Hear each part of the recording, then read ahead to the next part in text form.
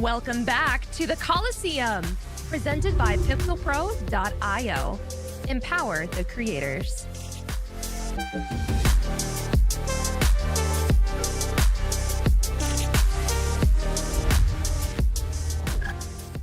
What is going on, everyone, and welcome to a very special edition of the Kolosseum. Tonight, we are taking you on a time journey back to the year 2013 for a video game called Injustice: Gods Among Us. One of my first competitive games, one of the games that really got me into the competitive scene, and my co-host tonight. I'm so excited, guys. Welcome to Injustice in the Kolosseum. My host is the very first person I ever commentated with, and it was in this game, and here we go, over 722 years later, able to do so again. I can't believe the night that is happening right now. Welcome, everyone, and welcome Darth Arma joining me, man. How you feeling?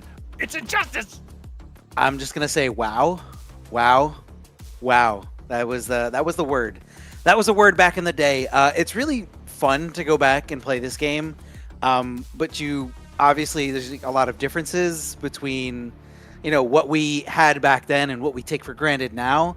But it's just it was such a perfect piece of that will always be not really my childhood, but more of like fond times in my 20s. Just absolutely amazing moments, great tournaments, meeting amazing people such as yourself. And it's kind of weird to refer to Injustice 1 as Injustice 1, because during this time period, we never knew we were going to get a second game. We never knew where this was going to go, and it was just Injustice, if you will. Injustice. There was a lot of different different names for it out there in the world. But welcome, everyone. It is going to be awesome. I have invited 8 people, including the 2 of us. I am in this bracket. Darth Arma is in this bracket, and I have to preface this with quite a couple of things, guys. And this is quite a unique event that we've put together. With the how do I put it? With the stipulations that the errors and the issues that we run into with these older titles in the online space. We're unable to do these matches and be in the matches live with the players. So it's going to be a little bit awkward, but every match of this tournament has already been played. They were pre-recorded, and we're going to simply watch and react to every single match as if it's live. I know it might be a little bit awkward, but we're going to have a nice, smooth experience. We're going to be able to get to matches just like this, in and out, in and out, and out. It's going to be some great action for you. And I haven't watched anything except for the matches I played in myself. Arma has done the same. The rest of the players, they don't know anything about what else has happened besides their placements. We're all going to be reacting to it live. But because of technology, because this is a very old game, we were pretty limited on how we could stream it. And it's going to be the same we're also hosting Mortal Kombat 9 tomorrow. So if you like Mortal Kombat 9 tomorrow, there is a stupidly sweaty bracket for that going down as well. Same time, same place. And we'll go over that a little bit later. Did you say stupidly or soupidly? Because it's a pretty both because of a certain player that happens to be souping it up in that bracket. Soup. Yeah, this is one of the few streams where everybody can complain and say, "Can the commentators just shut up and show us the match?" Because all the matches are ready. Usually we stall for time because the players are getting ready and we're just yakking. But I mean, I'm ready to get into this. I don't know if you are. Now, if we can be honest with you, Arbor. Let's just shut the fuck up. Yeah, let's just shut up and let's show them everyone that is playing in this bracket. Let's break it down from the top to the bottom, starting off with Mortal Kombat NJ host. He hosts Darth Arma, ladies and gentlemen. The man hosts offlines right now up there in the tri-state area. Please check it out, Mortal Kombat New Jersey. But he's representing his entire scene tonight. Darth Arma, Batman specialist, one of the best in the entire world at this game. And with that character, it is going to be a pleasure to watch him break out trait and do jump 2 an awful lot tonight. I know I'm excited, and he's going up against someone I'm very familiar with, someone that was from my local community back. Actually, he was from both of our local communities. If true. Sort of. No, yes, he had definitely had a tie-in with more of your community. But there was a tie into yours in a certain way that I'm completely spacing 15 years later. But yeah, I'm very familiar with Awkward Sloth. Very, very good Injustice player, should be playing some really unique characters, known for Harley, has a Zatanna, has a Catwoman, and like 3 or 4 others. I think a Frost and a Raven as well. Sloth, a very, very good character specialist. And then we've got myself representing the Kolosseum, and I was known for that man, Ares. Yeah, I was gonna introduce you, but it looks like you already did it. mistaaquaman. I mean, he's been everywhere. I'll shut up. Go ahead, pro comp commentator at almost every single event this tour, and just an overall gem, an asset to our online community, if you will, with multiple back-to-back. I mean, you know, dude, you've done so much. I don't stop. And I don't understand. I don't know why you do it. I mean, but but I appreciate that you do, and I love all the content. I love absorbing all the content. So if you guys aren't following Kalo, I don't know what you're doing. MK1, Justice 1, yeah, MK9. We got everything here. We got everything here. If you like what you see, please let us know. Please like this. Watching helps an awful ton, and supporting us does as well. Thank you, guys. We put on a ton of events here at the Kolosseum, and I'm glad to take you back to some humble beginnings here. And my opponent is going to be Eldrikin, another big name from back in the day from those Test Your Might forums. Shoutouts. And he's going to be. I was trying to remember what region Eldrikin was from. Was it? No clue. Wasn't it Texas? I'm drawing a blank. So Eldrikin, if you're here in the chat, please let us know. Please enlighten us. After that, we got Mike Metroid representing Combat Network. Pretty much, I mean, it's so fun to see Mike playing in this game because of. It just takes me back to, again, in the same way that you've been just putting so much effort into the community online. Now Mike Metroid was doing it offline at, you know, all these Big E tournaments, which happen 3 times a year. So, you know, in the span of Injustice 1, it was 6 really big tournaments. I don't think he was at TFC, but anyway, working behind the scenes, production-wise, like making sure shit was happening, making sure shit was going down, making sure that people on Test Your Might had something to see, making sure that, you know, this stream happened, and it's just it puts such a big smile on my face to see him connect with a game from those amazing times. And he's going to be going up playing, dare I say, one of the greatest, if not the greatest, designed grappler in fighting game history. Bro, one of the absolutely fucking absurd. We're gonna get to that a little bit later on, Arma. We will. We got some stuff to say about Grundy, but ladies and gentlemen, Grundy is one of the coolest characters I have ever seen. As much of a piece of walking crap as he is, it is just a pleasure to watch. And in the hands of Mike Metroid, we're definitely going to see some stuff going up against Kuzi, who, when I put out some feelers, you know, both him and another player in this, you know, I don't remember as having the best results back in the day. But to see them want to step up in the year 2025 to play this got me so excited that I invited him. So Kuzi, who mains Deathstroke, is joining us in this one. Then Burrito Voorhees, he went by Forever King Jr. back in the day. Yeah, if you try to find his VODs, you got to use Forever King Jr. Yep. Loved his big body characters, but since then, you know, Burrito Voorhees revisiting this game, it kind of sparked this love to play literally like almost every character. Yeah. That's what, you know, the last few times I've played with him, he's been playing the entire cast. It almost feels like he can random select. And yeah, excited to see what he brings to the table here tonight. I believe he got 2nd place or won. I think he got 2nd place last time we hosted Injustice. I think it was him versus his brother in grand finals. I believe so, which was to be almost expected. Both of them looking so strong. Forever King is actually playing in Mortal Kombat 9 tomorrow, and his opponent gonna be Abyss. Used to be spelled A-B-Y-S-S. This is Abyss, the new player from Mortal Kombat 11. Has been playing quite a few NRS games and was a player back in the day. He had a different name back in Injustice and was part of the Furby Zen. He was part of the Zen crew, if you remember back then, Arma. Vaguely. I assumed Abyss was too young when the game came out. Yeah, but you're saying he actually he was a gamer back then. Yeah, he was active. He competed, like he was there, like he was at these events. Okay. I mean, I don't know. I don't know if he was there, but he was active.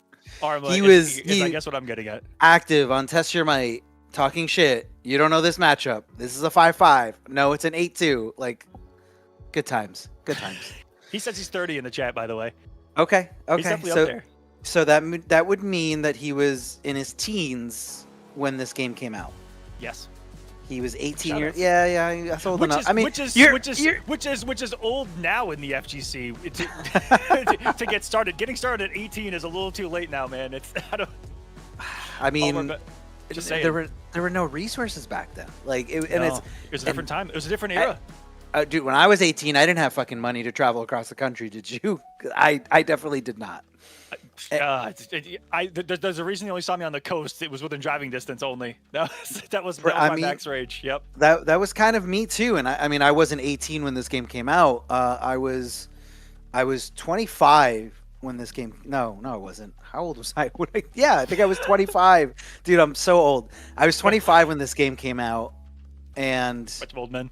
Yeah, a bunch of old men. And I same thing. I was still in college, and just went to whatever event was the closest. On top of that, we also had a weekly at like every major city.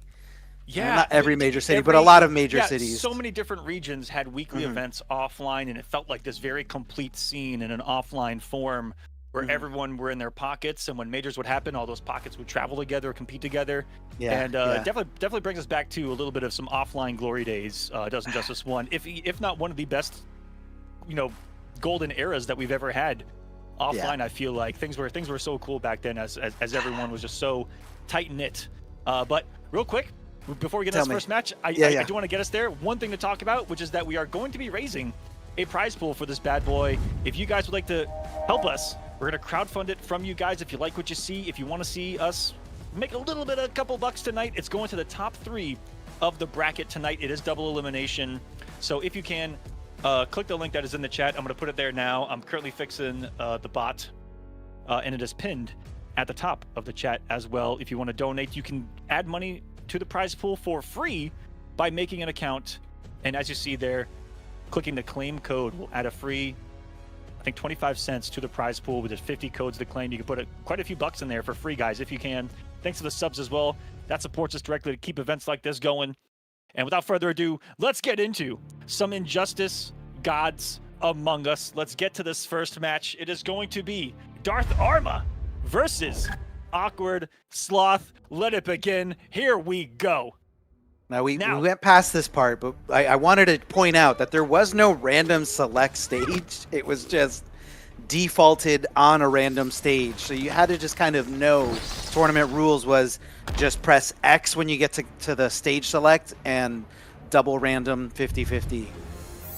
We lived in dark times, guys. All right. So this is so weird. I've never had to commentate my own match while I wasn't playing.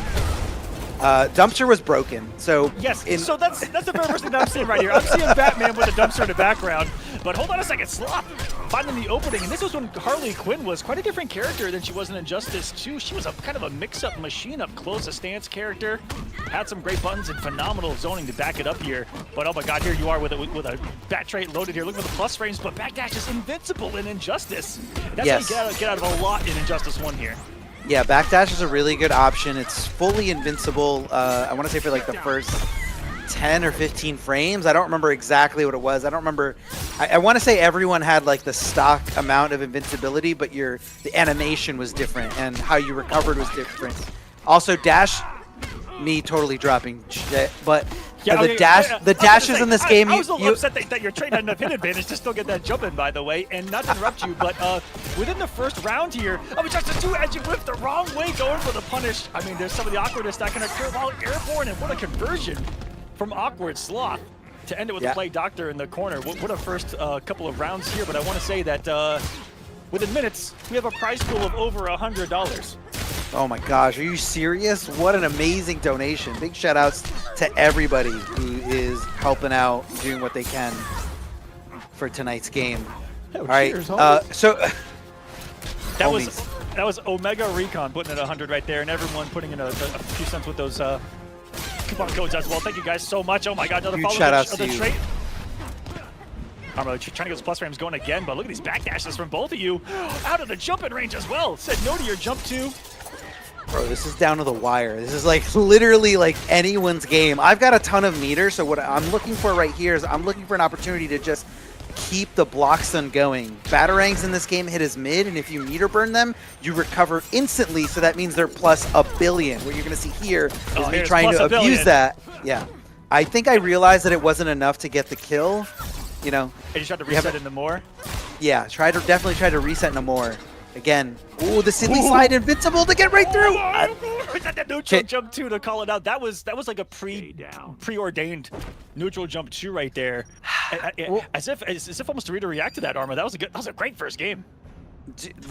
So neutral jumping and pressing a button in this game, like because the walk speed is so bad, you can kind of do that to a lot of characters that don't have like a really far advancing move like Green Lantern's back 1 or Superman's forward 2. So almost everybody like can't really do much about it unless they take a huge risk and a big gamble to really just come in and punish that recovery of you landing with a button. Oh my goodness, Sloth's zoning right now. So strong. And like I said, it's one of the things that Harley truly had in this game. Is that recovery on gunshots. Using the advancement to get under your jump in, but not enough to escape the Batman pressure. Is it going to be a Vortex here? No, you were just going for Pressure City right there. And going for some shenanigans is Sloth. And Sloth has the balls to go for those trait resets too, and kind of betting on the RNG that her trait can bring to the table. Uh-oh, I see the dumpster. The dumpster definitely comes into get play. Away from it. Eat cupcakes!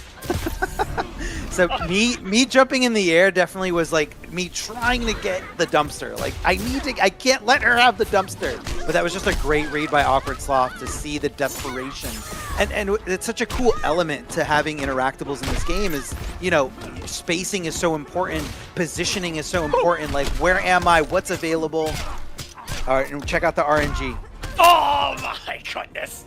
And this is, we gotta talk about this, guys. One, how did he get the dynamite? That is like a one, wasn't it like a one in 5? 1 in 3. 1 in 3 so it's either chance. It's dynamite, gift, or the other one was also another. Oh, the rose. What was the rose? It was like a damage buff. But right there in this moment, so just to show you how unstable the servers are, I think the reason that match disconnected was because Sloth invited me instead of just matching up with me in player search. So right servers are all messed up for this game. There was a disconnect, and we decided to give Sloth the match. It is 1-1. Yeah, that was definitely. I mean, I was getting rolled over in the corner. You got cooked in the corner, man. If you get dynamited by Harley Quinn, I feel like you should just kind of like fall down. I mean, it was literally like unblockable. Stay in the corner. He was gonna convert. Like I didn't have many options after that. Now the question is, will we get the stage, and will someone get hit by the chair of goods? Oh, the chair. The chair of goods. What a reference. I did. Yeah, exactly. The auto win. The worst interactable in the game. So if you get hit by it, that's an automatic win for you. I don't know why Sloth didn't block there the second time. That definitely didn't combo. It's just one of those things where you're in like so much. He might have been trying to backdash. You're in so much hit stun from things in this game. Me remembering that almost every down 2 in this game is punishable. I want to say like maybe 1 or 2 characters break that rule. I gotta say, for somebody who's never, I didn't see Injustice 1, but I saw Injustice 2 with us. It is cool how many of the moves transferred or carried over. Legacy, baby. Yeah, a lot of legacy for like every returning character except for Green Lantern. There's actually a funny story about that I'll get into in between the game. All right. Jumping over the other side and getting push blocked. That's kind of like the default everyone likes to do against Batman, just to get the bats off. Yeah, exactly. You get the bats off, you get the pressure off. Batman doesn't really have any kind of mix. He's got good, good zoning, good counter zoning. But once he finds the hit, that's when the 50-50 mix comes into play. Yeah, his mix doesn't really come from the traditional overhead low in front. It is the cross-up or not cross-up that's going to come on the jump. As you get dark in the background right here. Back is kind of to the wall here for Sloth. And once you get one straight, the game just dramatically, tectonically changes once it's activated. And there's the jump 2 in the corner, which can be a nightmare. Going to force a wager here. They both have 1 bar apiece. Are they going to spend it? And even out. Is Sloth going to go to 1 HP here? Yes! Yeah, decides to go. Yeah, I guess saving the bar and the bet. If you get the hit, that can be really rewarding. But what a spot to be in, 1 HP full screen against Batman in particular, because once he traits up, it's hard to avoid that chip, I feel like. I mean, obviously in hindsight, like he shouldn't have done that. It should have been, spend the bar to have some room to work with, especially because Harley doesn't really use meter. She doesn't. What does she use meter for other than like getting tricky with a double gunshot? Meter burn back 3. I mean, yeah, meter burn back 3 is good. That's a good option. maybe that's what might have happened if we got a little closer, but being down to 1 pixel, I had no reason to get closer. That's right. The hold gunshot is very weird to me because it's a mid, and it's one of those moves where like I feel like I could react to it, but the slight latency online just like it makes me hesitate. A couple of drops here. Nice blocks by Sloth there. Not a lot of health has been lost right now. We're getting close to that water tower here. You guys haven't changed the stage, which is really important here. Every stage completely different and when interactables can be used. And a lot of people, you know, on a loss like to make a switch just to see if they can get a little more firepower. I think, look how jump happy you guys are right now. I think generally Batman abuses interactables more than Harley Quinn. So I think Sloth was just kind of thinking, well, I could get a worse stage than this. Because Batman has the standing reset, go into trait, do unblockable. Like, Batman's way more versatile when it comes to using the unblockable stuff as the interactables. Dude, I've never seen that string before in my life. What was that? I don't even think she had that string in Injustice 2. I think they got rid of it. I feel like only Sloth would know that. Like, what the heck? Probably like -20. No, just kidding. A lot of strings in this game weren't like super punishable. You either had to like expose the gaps by mashing through them, or you could like meter burn back 3 through a lot of let's say jump it with punish it or armor it, baby. And are we gonna get a vortex here? That is so dirty to block right there. Yeah, so was that a cross up or no armor? It doesn't matter. It doesn't matter what I think it is because I'm not the one blocking it. But I want to say that was not a cross-up. You don't even know. I do. I sort of know. I kind of know. I want to. How am I supposed to know? How are we supposed to know this on the receiving end, huh? You gotta lab that shit, bro. You gotta lab it. Oh man, forcing the wager early. This is life alert now for Sloth. Hold on a second. Senpai, thank you for the sub. It was on membership on YouTube as well. Thank you guys for the support. Huge shout outs. You guys are awesome. All right, at this point, I've got such a huge life lead that I'm just like, you know what? I'll take these trades, but I have to be careful because one jump in could change it. That was super unsafe. I was just kind of waiting for it. So Harley does have a different option to not, because that's basically the unsafe launcher follow up to what was that move called? Tantrum stance? Silly stance? No. Silly slide was when she slid. Gotcha. I don't know. I want to say that was called like the tantrum something, and she has options. She has options out of there, and I think she has a safe option to just turn around and shoot you with her guns. So I was like kind of waiting for that, and it never came. And then he just did the unsafe version, and I just mashed 1-1 and punished it.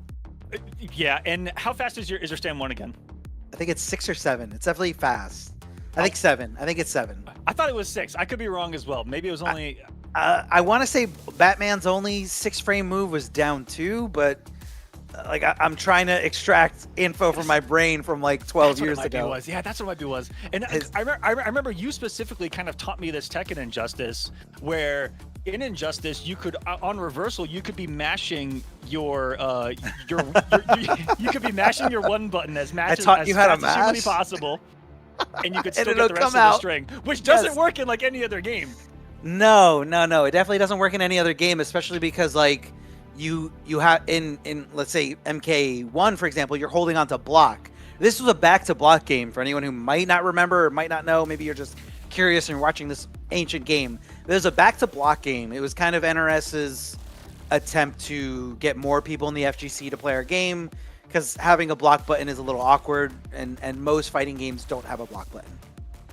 But yeah, in Injustice 1, if you're blocking something, and you know where I kind of learned this from, Aquaman, in Street Fighter 4. That wasn't very specific for me to just say Street Fighter. In Street Fighter 4, in Street Fighter 4, you could block things and input. I remember Jago taught me this a million years ago. You could block something, and in case there is a gap in the block string, you can just option select, put in focus dash cancel. If they don't break the block string, you still block the whole thing. But if there's a gap, you will focus attack, dash cancel, and punish whatever, like let's say Ryu's doing crouch forward Hadouken. If he does it too far away, you will punish that by being right in his face as he's recovering from Hadouken.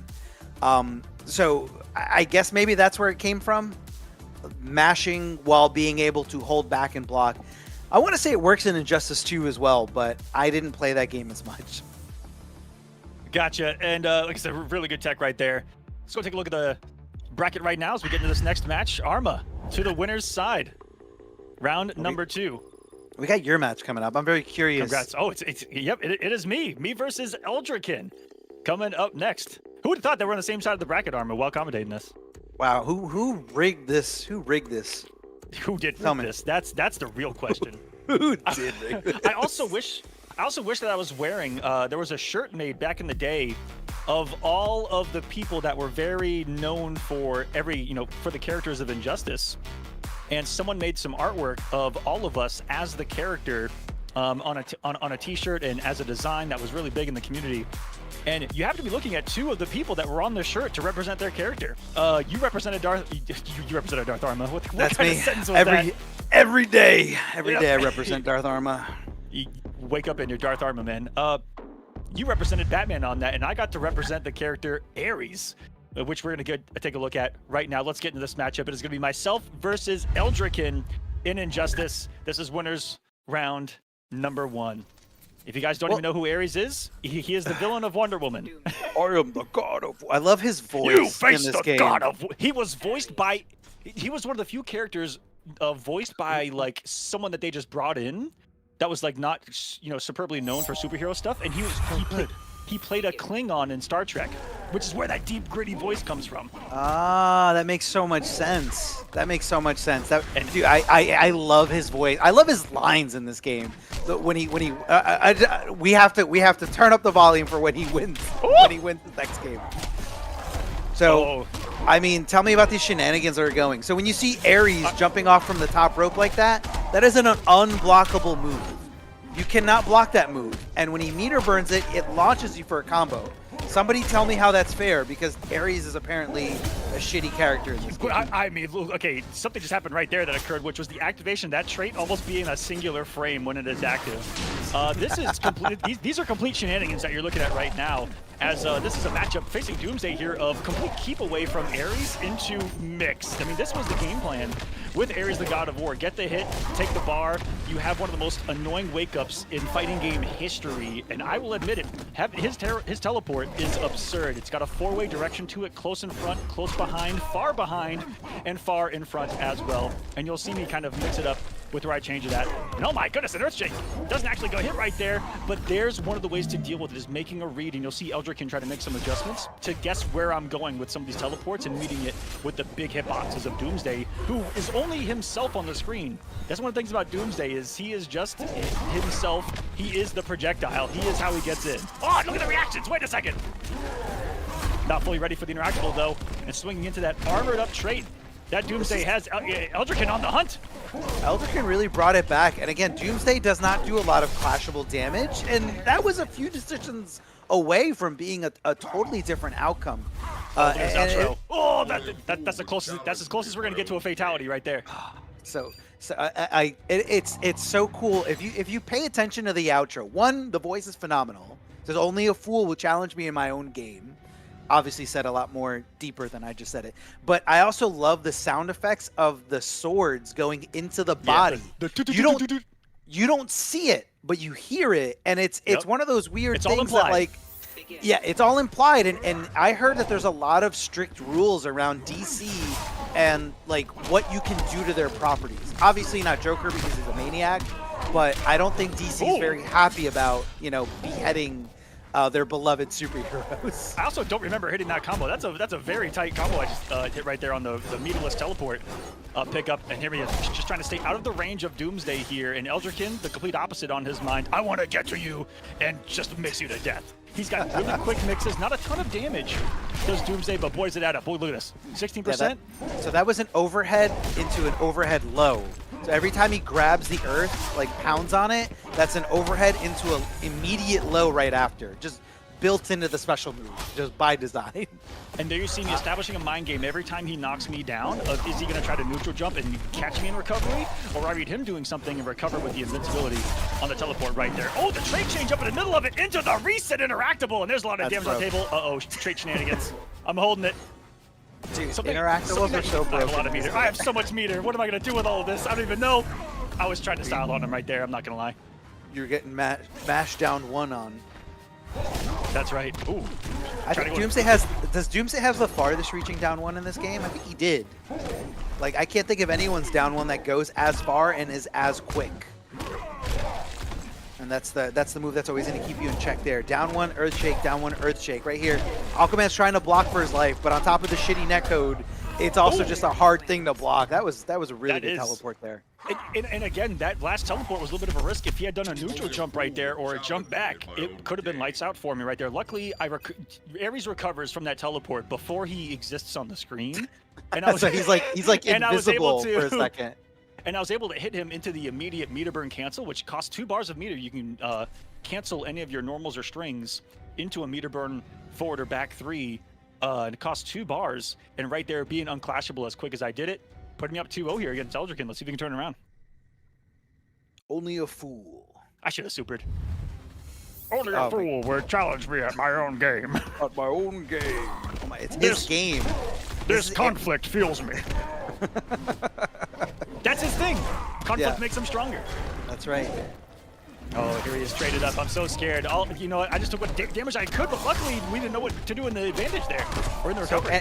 Anyone who's a fan of Tremor, this is where crystalline armor actually debuted. Doomsday's character power is essentially, I wouldn't say the most, no, it's definitely not the most broken version of crystalline armor, MKX was, but this is where they got the idea, and that's why it's also green. So when he's got that armor on, all the hit stun is completely static. It's the same way no matter what button hits him, and in the exact same way it is in MKX and in MK1. Really good block there from Eldrikin too. Like I said, the mix from Ares can be a little overwhelming, and a solid round from him. Just a straight chase down. Much more patient on the teleports right there. And once that trait's activated, the game has changed, but we're trying to swing through it. That's one of the things you can do, just keep him in some hit advantage right there. Yeah, you gotta know what you can't like commit to any buttons that like have too much recovery, because Doomsday will recover a little bit faster and just punish you for punishing him. And they're changing up the wake up with, like you said, he does have an armored, unblockable launcher. And falling forward, but the interactable actually dropped the combo for us. That interactable causing us a lot of trouble, man. That interactable screws up my combos all the time. The worst is when you think they're gonna get hit by it and then they don't. And you're just like, oh, I dropped a combo for no reason. And there are just some quick teleports into mix occurring. Like I said, he recovers so fast from that teleport, and in the game that is back to block can be very overwhelming. Oh, but Eldrikin's on the hunt here. Gonna get through it. The teleport does. Not trait. Come on, Eldrikin. Mash back. Mash harder. Down 1. There we go. Overhead, but doesn't go into the... Now, I think he did that to avoid... Oh, no! Why? Why does that hit on both sides? That was a setup. Don't hate. That was the only ground pound setup I went for right there, to meet you on the frame that you wake up. If you don't wake up right there, it is very hard to get out of that ground pound. But Eldrikin, man, if you would have committed with that one overhead into an Earthshake, that could have changed up everything right there. I think he was trying to avoid Clash, which might have been why he didn't do it. And because you did have Clash, and I want to say down 1 into Earthshake is clashable. But it also happens. Right. It happens so fast that, like, for me anyway, like I always miss that window. Like, always miss that window. But yeah, the Clash mind game definitely in play there. Like Doomsday doesn't do a lot of clashable things. If he combos into, like, let's say down 1 shoulder check, if he meter burns, I want to say in this game, you could not clash the meter burn portion of special moves. Yes. Does that sound right? Yep. So I don't know if it's universal, but there are a lot of EX moves that are unclashable, because I think we'll see a couple of them here tonight. It's one of the only things I know that's unclashable with Ares is doing my EX projectile. But I don't remember if EX Godsmack was clashable. I imagine not, but that's neither here nor there. Let's get into the next match already. It's going to be Mike Metroid. We're going fast. Kuzi, baby. Let's get into it. So again, Kuzi was, I would say, the underdog in this situation, someone who didn't really play back in the day with us, or not from this dinosaur era. Now you guys are in for a treat. Grundy is one of the most unique. Bane is too. Bane is very unique, but Grundy is a little bit more unique in the sense of like, for no resources, he has access to walking corpse. Walking armor. He can. Yes. Walking armor. He has infinite armor that is meterless, and he's going up against Bane. This is a battle of all of the armor that can exist and will exist in the game right now. It's not infinite hits. I want to say it's 3 hits of armor per corpse charge, and it's enough. Yeah, I mean more than... the reset. Mike getting dirty already. And how much is this? How much is for guessing wrong one time from Solomon Grundy, born on a Monday? He kind of on Tuesday. He definitely reset him a little bit later, so Mike kind of got away with some more things. On top of that, Bane is also coming down from the debuff. It's a little bit covered in the layout, but if you look at Bane's Venom, when he's coming down from it, which is right now, the withdrawal, he is slow, he doesn't have access to armor, and he does no damage and takes damage like crazy. And the damage he takes depends on the level of venom that he comes off of, correct? I know it's that guy too. What? Yeah. What was that? The higher you go up, the harder you come down. I mean, everybody knows this about drugs. Like, yep, exactly. And that's exactly what Venom is here. That was a dirty cross-up from Mike, but look at the level 3 Venom DP. Look at the damage. That didn't do anything. Nothing, no damage. No. Because he was coming down from the drugs. Yep. He's on cooldown. He's out. He's in. And look at Mike just trying to keep this all unclashable with some back 3 swings. Can Kuzi get on the board? I believe in a Bane comeback if he can make it through. No! He went for the drop kick of all things. Kuzi, if he would have just swung with something fast on recovery versus the slowest back 3 in existence, we may have had a health bar on the screen. Yeah, the Bane's normals are very, very slow. I want to say his like fastest normal was 9 or 10 frames with stand 1, but it was a high. Down 1 was like 12 frames. Oh yeah, the down 3 was really slow too. The one fire. Good the air grab, Mike. Bane is more about doing the special moves over and over again and just getting access to armor. So imagine someone has access to safe armor on your wake up that he can either hit you overhead, uppercut you fast, or actually just grab you. Like it's just a constant guessing game. But I don't think we're going to see much of that right now. That's a reset that he could have avoided by blocking low. Oh my. And that was kind of a calculation by Mike Metroid to kind of see, well, the guaranteed reset into the command grab isn't going to be enough to kill him, so I'm going to, just try to catch him asleep at the wheel a little bit. And 2 other things about Grundy. Oh my god, that's a tickler off a down 2. This is just savagery. Is that the character also had a 6-frame air grab and gets 3 different options that he can choose to do off of his main command grab. And the end that he did, side switches, and now he actually takes less damage because of hitting a command grab. Yeah, I know there's 3 different buffs with the command grab. One's like defense, the other one's like more offense, and I forget. And no chip? Less chip, maybe? One is no chip. I forgot the third. It might, yeah, I think it's defense, offense, and no chip. Rita Voorhees can definitely. Oh! Did you see his stubby back 3? What a clash. That wasn't a clash here in Injustice 1. Mike with the close out with the command grab. Hit to the head. And get ready for one of the best outros ever. Are you ready for this? Watch so Bane funny. get thrown into space. Woo! He is now orbiting the sun. It's so funny because he's so big. And you might expect him to come so down. They never come down. They never come down. You just see Grundy like sitting there breathing for hours. Hours. Never comes down. Walking corpse. Gonna meter burn it to get that little stink on. That stink does DOT if he's right next to you. That is a guaranteed reset. Nothing Koos could have done about that. And that's what I mean where like you kind of look for the cheekier resets with the low. Grundy's floaty jump does get clipped there by the Bane Venom charge, which is just basically like a tackle. Really good for getting through single hitting interactables and single hitting projectiles.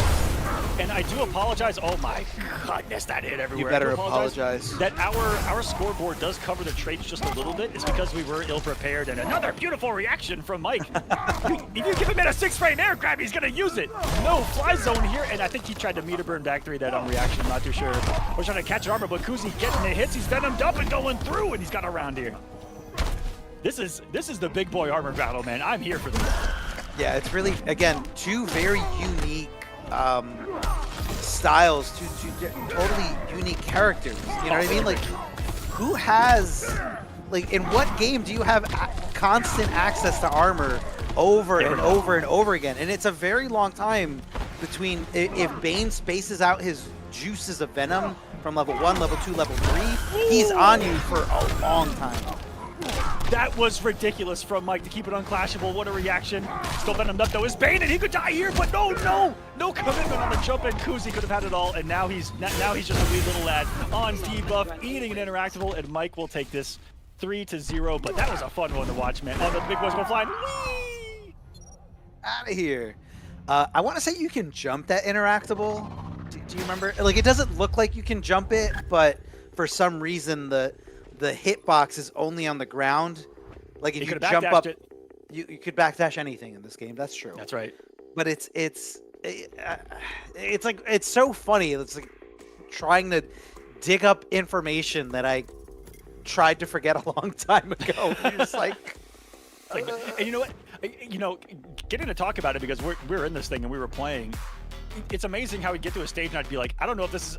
I'd be next to something and I'm like, I don't remember if this is interactable or not, or like, or if it was a good one or not. Yeah, you know what I mean? Like, do I throw it? Can I throw it? Is this one of those that explodes? Is this one of those that freezes? Is this one of those that all of that going back 10 years is a little tricky on the fly. Yeah. So in this game again. I don't know if the majority of the chat is somebody who already knows all the stupid shit that I'm already talking about, but I'm kind of commentating off of the basis that a lot of people watching this either forgot a ton of these things or maybe they're just watching this game for the first time ever. But depending on whether you were a power character or a non-power character, you would use certain interactables in a different way. My favorite example of this is in the Metropolis Museum. When you get the where you get the rocket launcher out of the glass. Do you remember this, Aquaman? The rocket launcher's all the way on the left. If you're a gadget character or what's the other one? The acrobatic character? Yeah, the mobility one. Yeah. You pick up the RPG like normal. You shoot it with the trigger, and it's a very good interactable. It's very fast. It's unblockable. But if you're a power character, I guess you're too stupid to use the trigger, and what power characters do is they crush the gun and then throw the mess. That's why they're power characters, Armo, okay? And that's what does separate a lot of the characters too and their archetypes in this game is that some characters can take an interactable and throw it, and some characters can't because they're too weak. Flash. Dude, like, okay, but like Nightwing. In what world is somebody just gonna pick up a rocket, crush it, and then throw it? Like, just shoot it. It's loaded. It's ready to go. Like, you're raising a valid point here, okay? Don't think about it. Just enjoy it. How about that? Which is going to be a lot of this game, I think. I'm gonna shut up now. The less you think about it, the more you're going to enjoy it. I guarantee it. But let's get into this next one, shall we? It is going to be Burrito Voorhees versus Abyss. I'm very excited to see what character Burrito's going to play. So, okay, this is the stage select screen that I'm telling you guys about. Do you see a random option on here? Nope. That is how competitive this game was supposed to be. They didn't even put a fucking random stage thing. Do you remember? Oh my God. This is a stage right here too, by the way. If you're a power character, you can throw everything. Those are CRTs up there. Those are like the Smash CRTs. Like, oh man, look at this intro. This man's locked and loaded. Did you see that? He's got like 6 guns. Oh my God. I also love the stance that he does at the end. Like, he's also ready to fight. Like, I'll stab you, I'll shoot you, and I'm also gonna fucking do some kung fu moves on you. Okay, so we're gonna see more Grundy. Looks like this Burrito Voorhees getting opened up at the overhead. Which is kind of like what Deathstroke's forward 3 online is a menace. That move is so hard to block. Deathstroke in general, an absolute menace in this game. And I love that. Abyss, already looking for the really tight combos there in the beginning. I know that's a really tight pickup. And most of Deathstroke's combos are, but this is a character who's got such good full screen control. Oh no, misses the crossover, so time to pick it up. Yeah, it's, so that ice actually scales really, really heavy. I think at super high level, most people go for the reset. You whiff a normal and then go for like an ambiguous cross up and then get an unscaled combo from there. There's one of the big answers to that Solomon Grundy corpse walk up into your face. Is a command grab coming or not? You can just armor yourself. Armor versus armor is very meta. Here in Injustice 1, and that is death. Boom! Meet the wall and puts on the stank. And now he can just sit here and let the damage over time do the work. Instead, gonna get a boot to the face and Burrito strikes first. It kind of seemed like he was close enough to kill him, and I don't know why he wasn't dying. Is it because he's wearing a gas mask? But that does do like 0.01% chip at a time. It is pretty low. He had a blinking pixel. He didn't die. That's so weird. It's a magic pixel. It was blinking. That means Burrito right now. What is he gonna do here? He has the corner as well. This is a reset situation, and I would have wagered to maybe look to see if you guess right. But then he could go for something that's unclashable, really big as well, and make you. Well, there's also no guess there. From back two, if he goes right into command grab, that's guaranteed. Because in this game, if you jump, there's like, I think 2 or 3 frames of delay. And the way, it seems like it was done by design, or the way Grundy's back 2 works, it's like that perfect frame, perfect thing into the command grab. Yeah, if they were off by a frame, you could just try mashing backdash as well. But man, try. It's really scary because what if he goes for the low? What if he goes for just standard pressure off the same situation? Yeah, but see, the thing is that like command grab is just one button. It's a straight button, so it's really hard to fuck that up. Like all you have to do is mash straight during the recovery of your back two, and it comes out perfectly every time. So I personally wouldn't challenge you. Oh man, Abyss's execution has been the only thing that's let him down here, as that will be the end of game 1 here. Look at the damage just on the grab alone. That was going to be a half-lifer right there. But if his execution was there, I felt like Abyss was absolutely in that match. Yeah, like I said, some really tricky pickups off of his jump 3 right there that he kept missing with, I think, the stand 2 sword normal. And then just the longer routes, and he's missing that crucial knockdown state on the special move as well. Yeah, they're very tight combos even offline. So I'm surprised Abyss is going for them. I want to say back in the day, like online, Deathstroke players would substitute forward 2 with down 1 instead to hit something a little bit more consistent. He's going to reset here.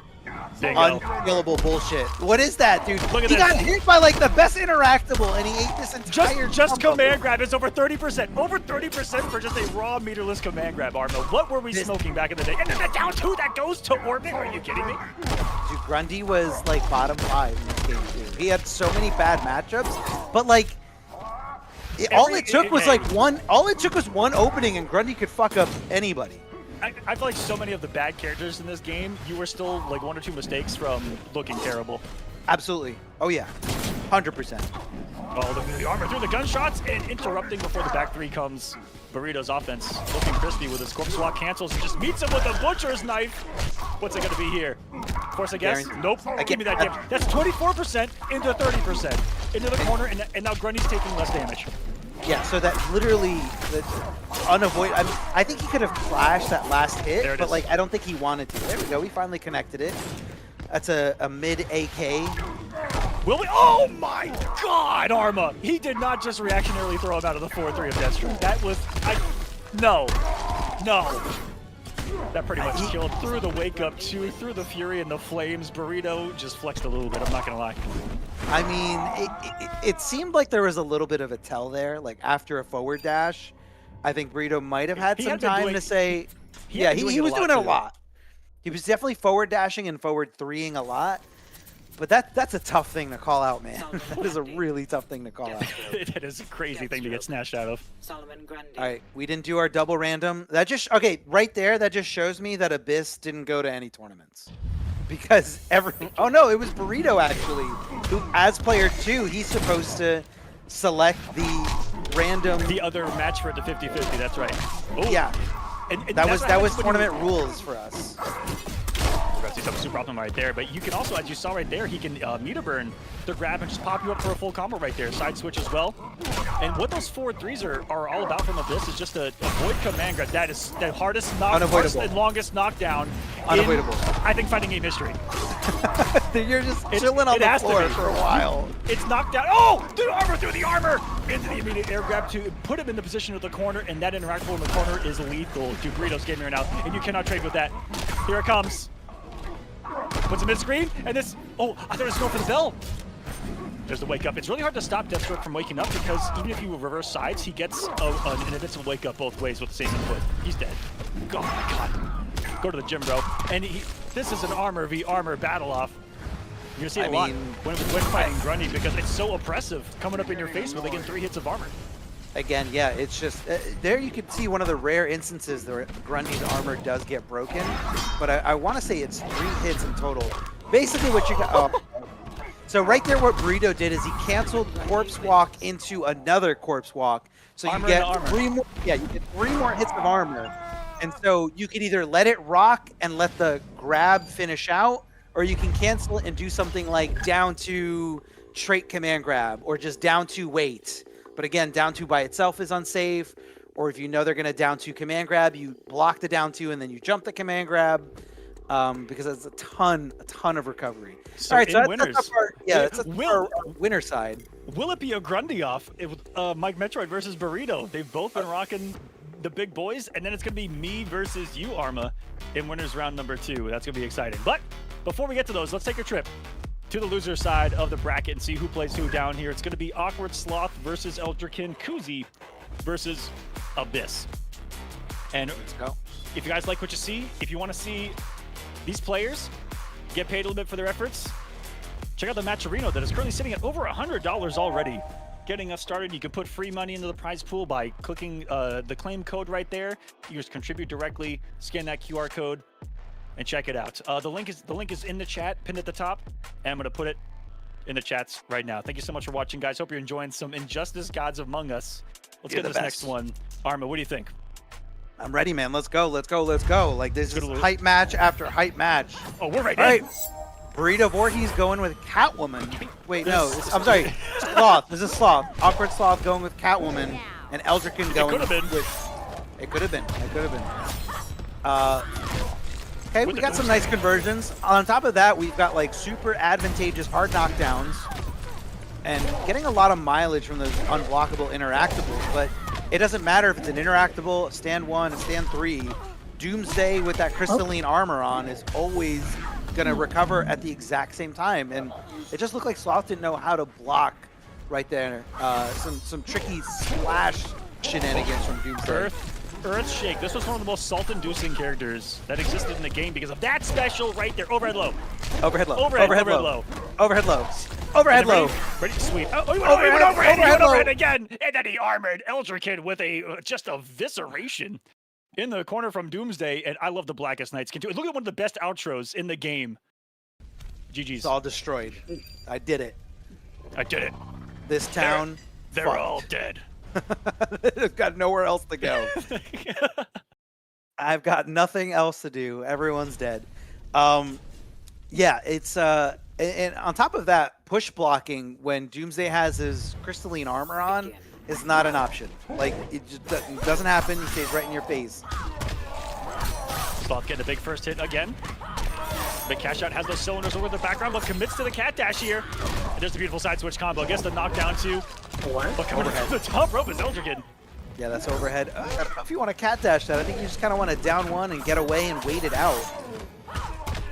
Nice conversion here from Awkward Sloth. Looking crisp. Missed his whip at the end, but setting up the chip with a cat dash EX. Almost going full screen right there, and her having one of the best jump-ins in NRS history. Oh my God, dude. With that jump whip. Are you kidding me? So downplayed. On top of that, you get the overhead low. Plus on block chip.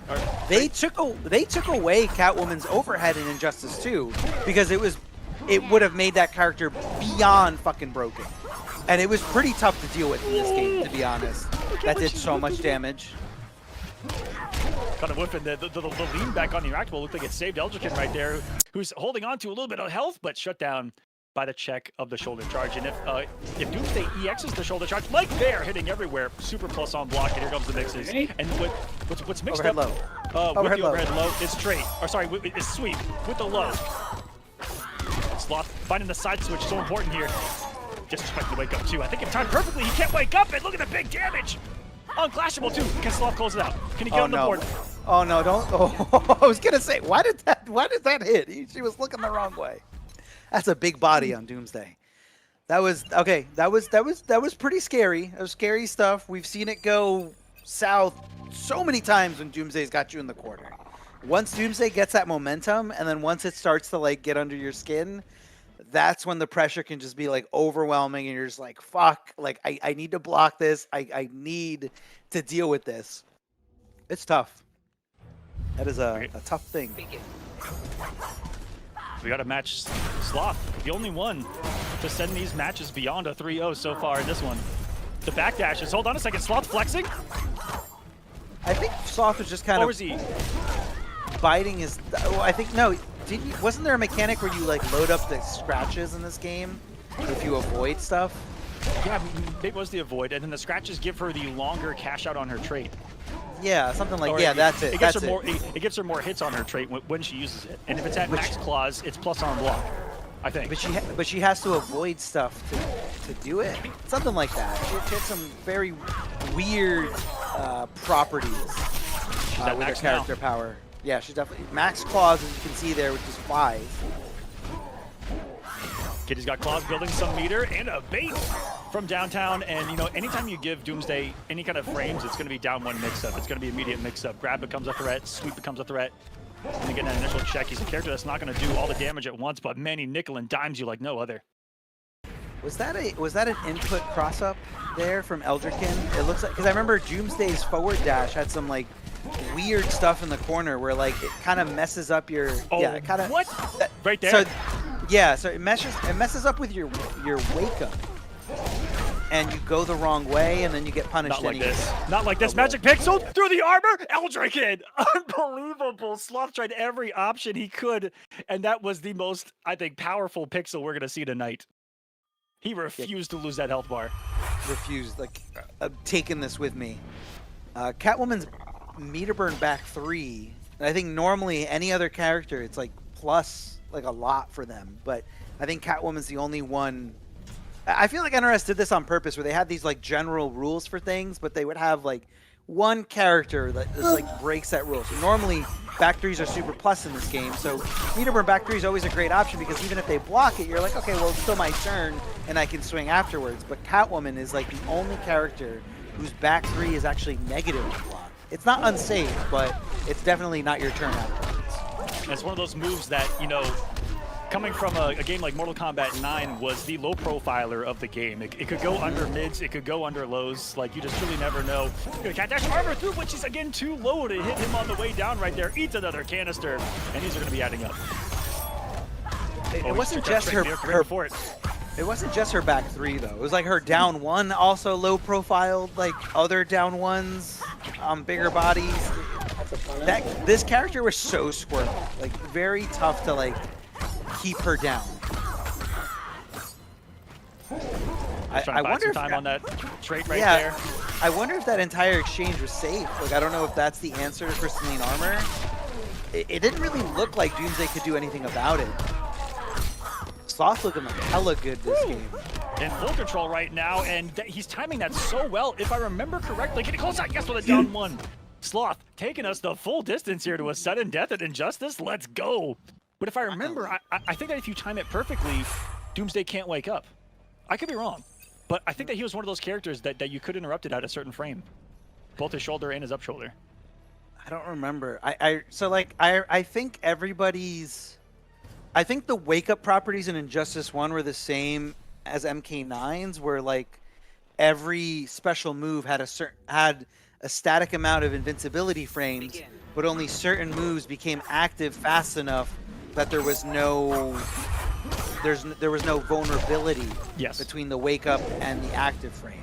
So it could be one of those weird things. I know Catwoman's wake up, like her cat dash, you could interrupt that pretty consistently.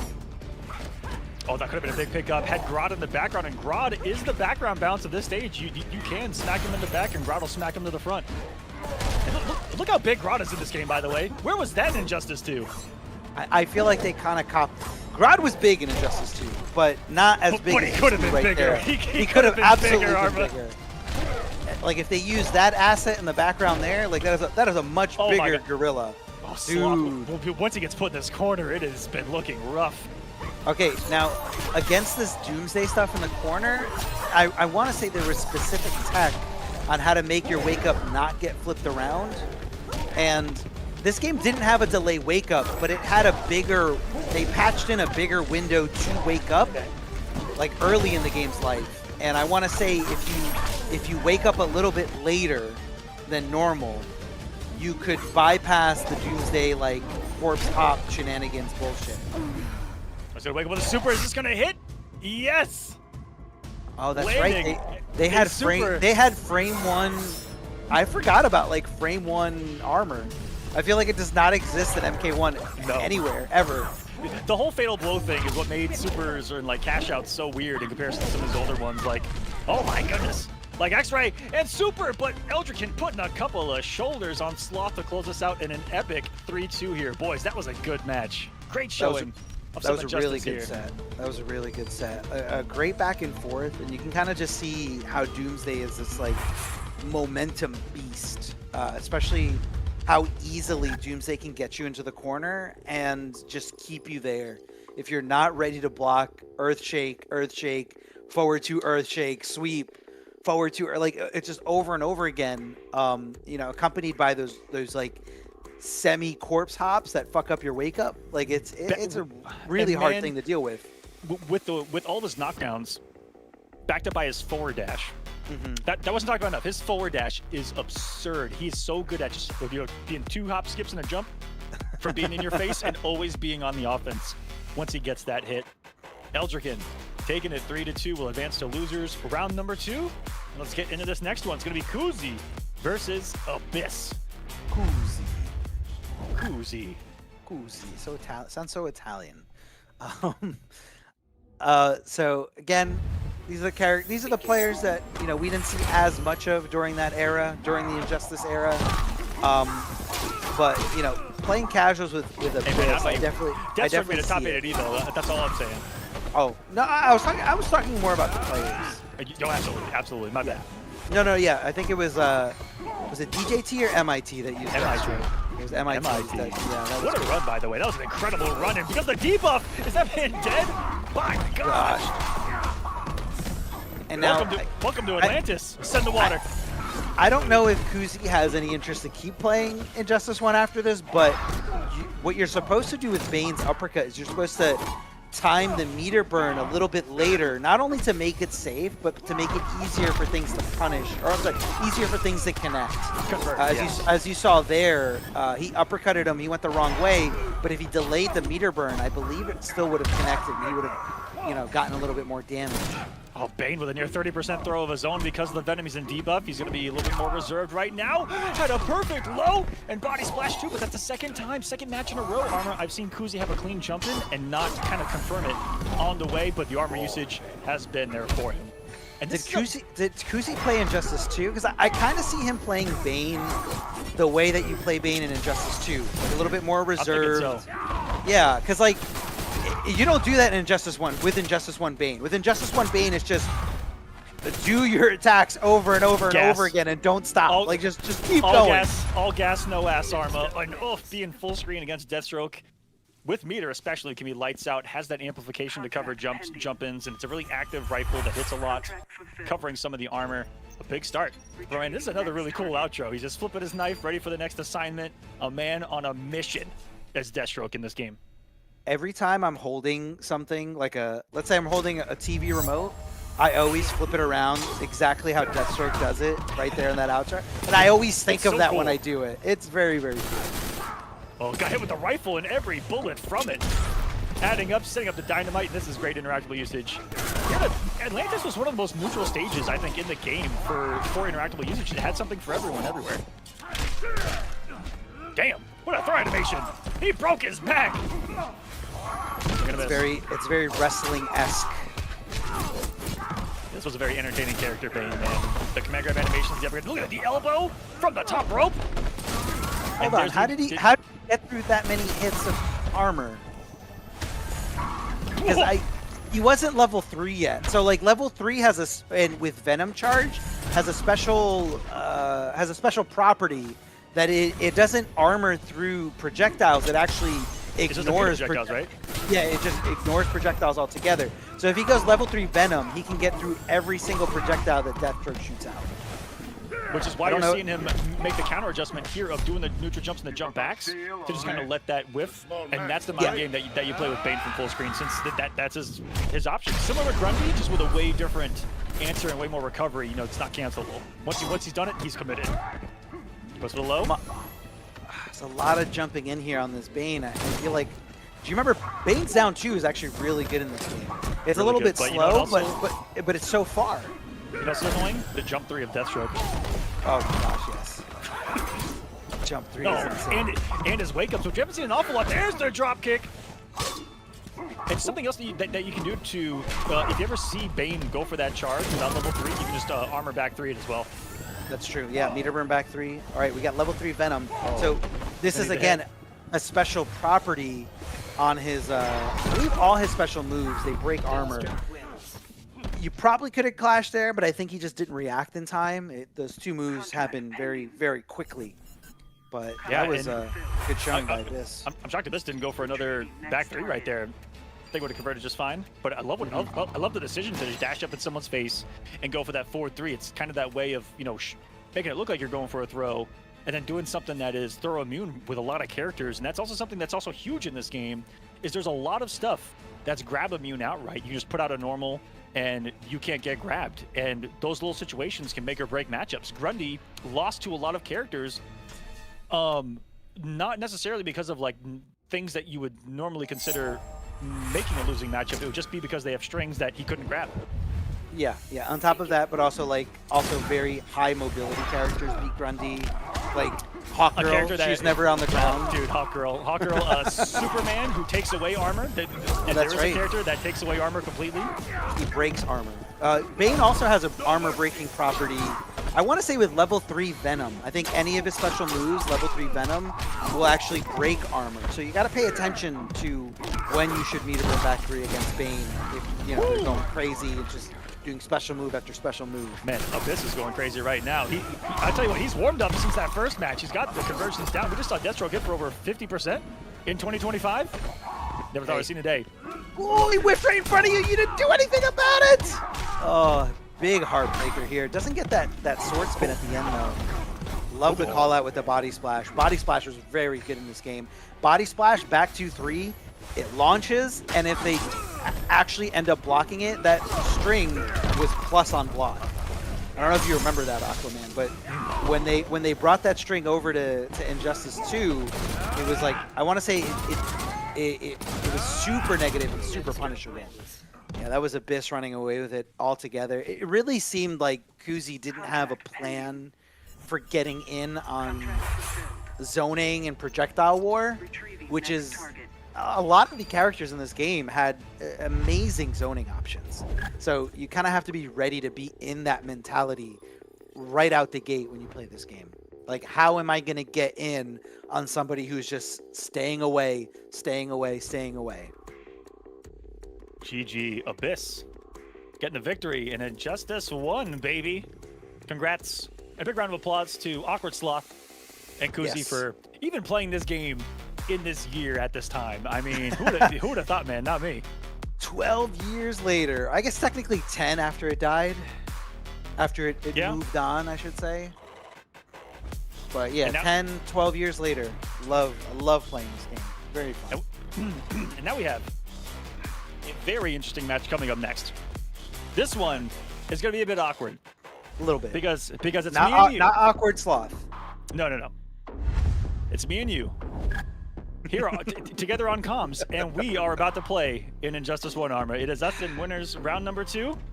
This is where it gets weird. Yeah, I'm ready, but like, do we pretend we don't know what happens, or do we like? I only remember like 1 or 2 things, if I'm being honest with you.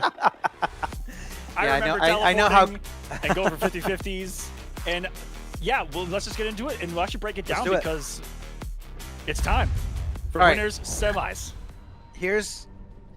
I remember my feelings going into this set, and I'll just kind of set the stage with this tone.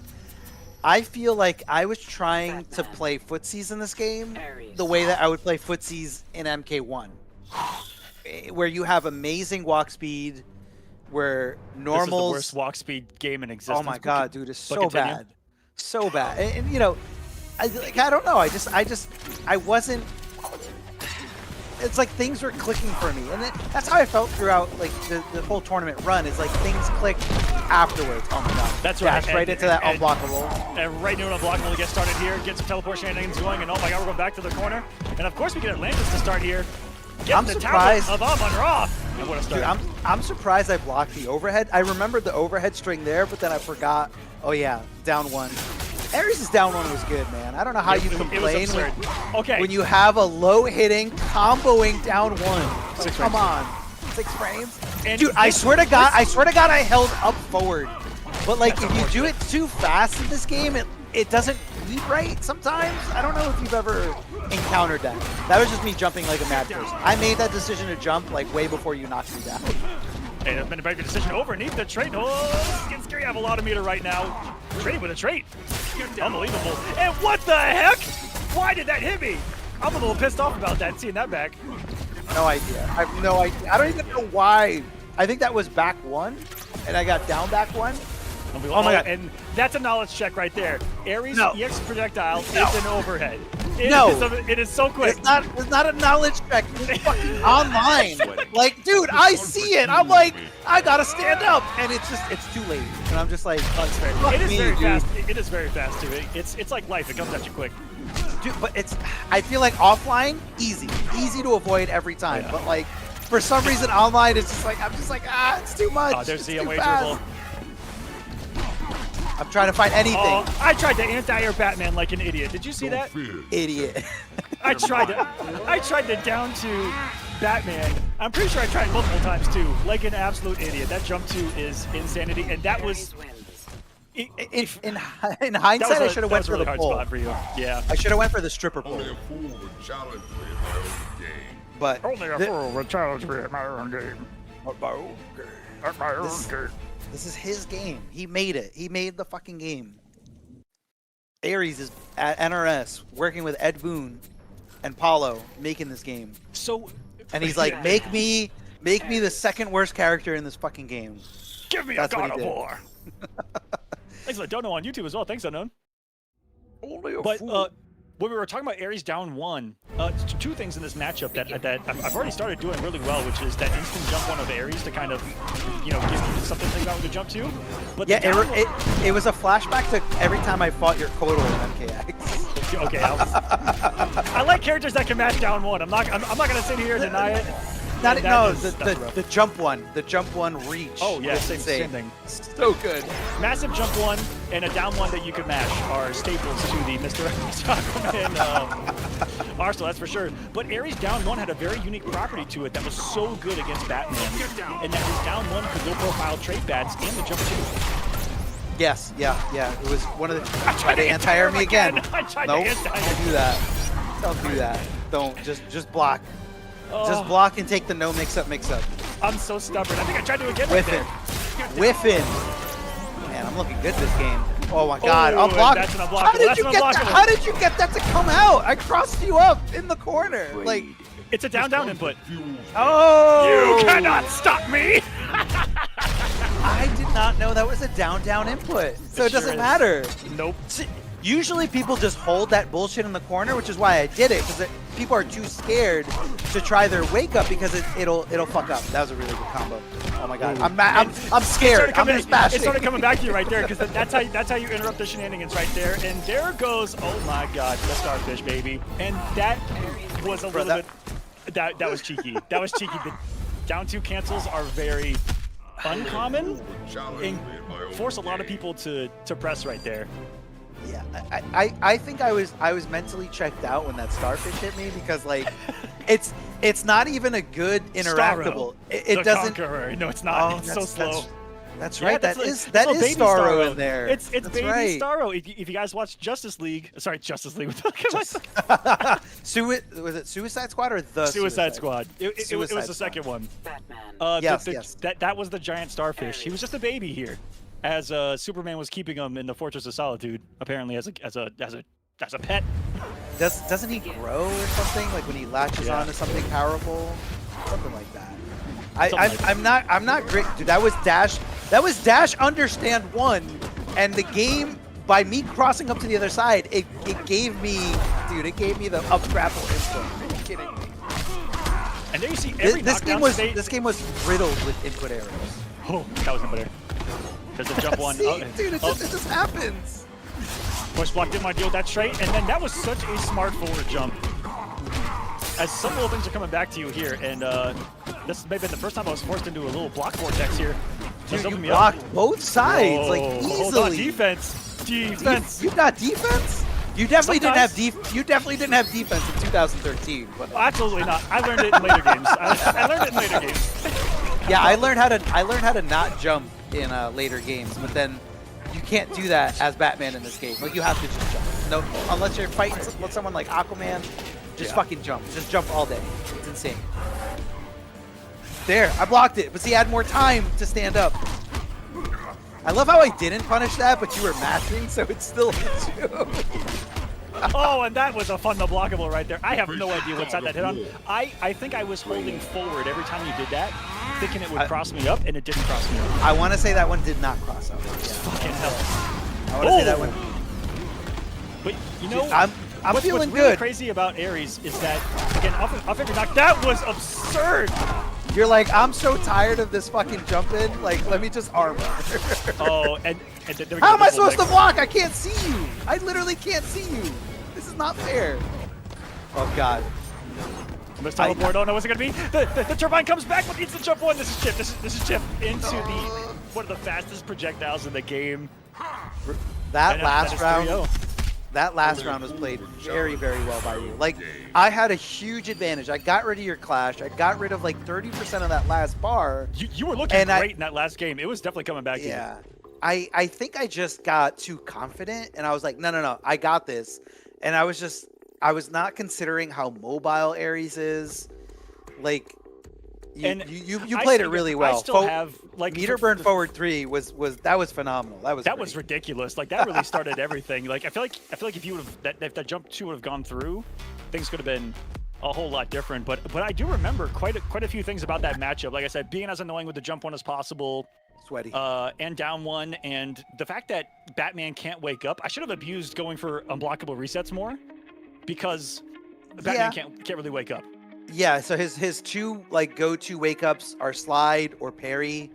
Parry doesn't parry anything that's low or jumping in, and slide is pretty bad. I want to say I can still, if you do the unblockable on my wake-up, I can slide it, but if you delay it, I hit your armor and I still get launched. It was very weird. It always felt like a lose-lose situation for Batman, who, even if you get hit by his wake-up, Batman's negative. Yeah. He's if he doesn't meter burn it, and if you don't, you also have to not tech roll, which was the hard part about trying to abuse. Do you want to hear something crazy? Tell me. They put tech roll in Injustice 1 late in the game because of Ares. No, I didn't know that. Because of that, of the early, very hard to get out of resets, he'd do like back 2-3, boom, and you couldn't tech roll it. And tech roll ended up being one of the universal answers to get out of a lot of the Ares ground pound setups. But his ground pound setups are still incredibly strong if you get caught lacking. But options were put in because it was very hard to deal with that kind of stuff early on. You remember Alucard? Remember Alucard's Ares? Yes. Very early, yep. Wait, but like, do you mean early during the game's development, right? Not. No, this was shortly after launch. No. The game didn't launch with tech roll. Are you sure? That's dude. I want to go back and see that. I'm about 87.24% sure.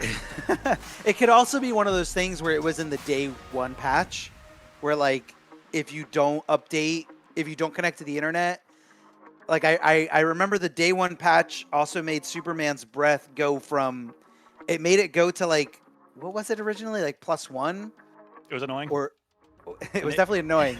I think it was +1 day 1, but if you didn't patch your game with the day 1 patch, the breath would be like, it was like +8 or +10. Like, it was bananas. It was basically like a block infinite or a pseudo block infinite.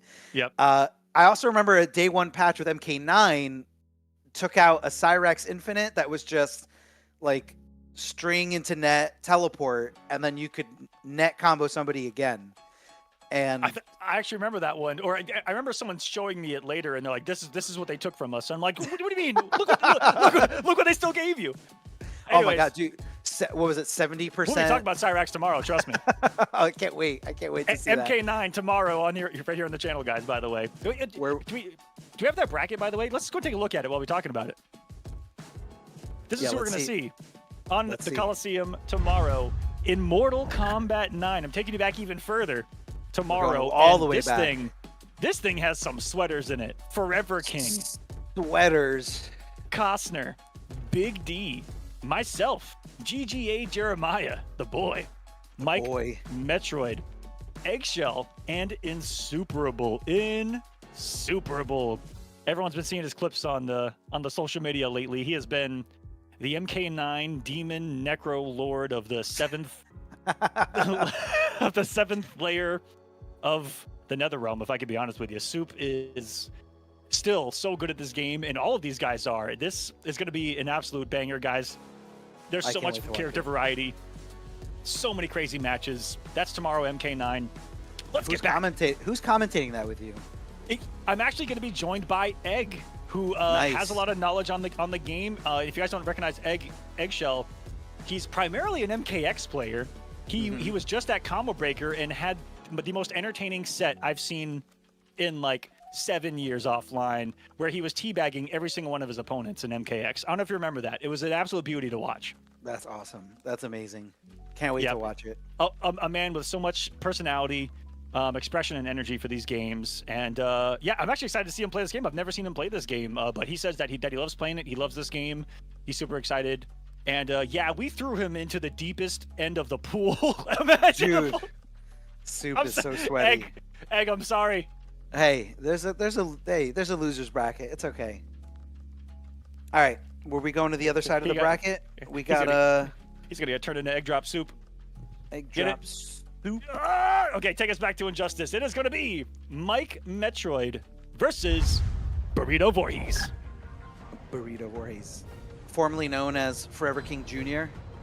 Why was he Forever King Jr.? Was that just like homage or like a reference to CD and CD Jr.? Possibly. Yeah. I'll have to get some insight to that. Didn't do double random. This is disqualified. Disqualified. Burrito did it again. Also, Joker's banned here. Joker's banned. Joker's not banned. Joker's bad. Oh, you were talking about tech roll. I think Joker's teeth, I'm sure that was also another reason tech roll was added. Because absolutely. If everything's a hard knockdown, like Joker's teeth are so fucked up. Wait a second, who's on who here? Burrito with the Nightwing. Yes. I hate to say this in 2025, but he broke out the dick. Flying Dick. The Flying Dick, the Flying Grayson. Flying Dick Grayson. That is his name, guys. Do not judge us. Yeah. We don't like just running around saying dick. Yeah. Who likes to say dick all the time? Who wants to do that? Let alone a flying childish. I like the patience here from Burrito. The Swamp Hands not really making their way. And that's what's kind of tough about Grundy. Like, he's got a great option with Swamp Hands if, you move. But, like, he has to commit to it. And if you block it, he really gets nothing from it. He's not plus. You don't get a combo, and you wasted a bar.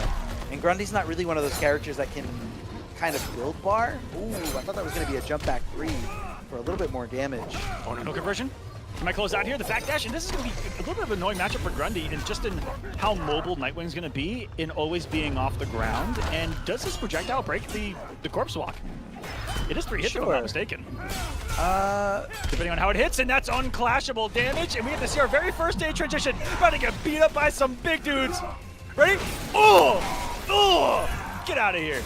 Who is it? That's the Atom, and I forget who the other character is.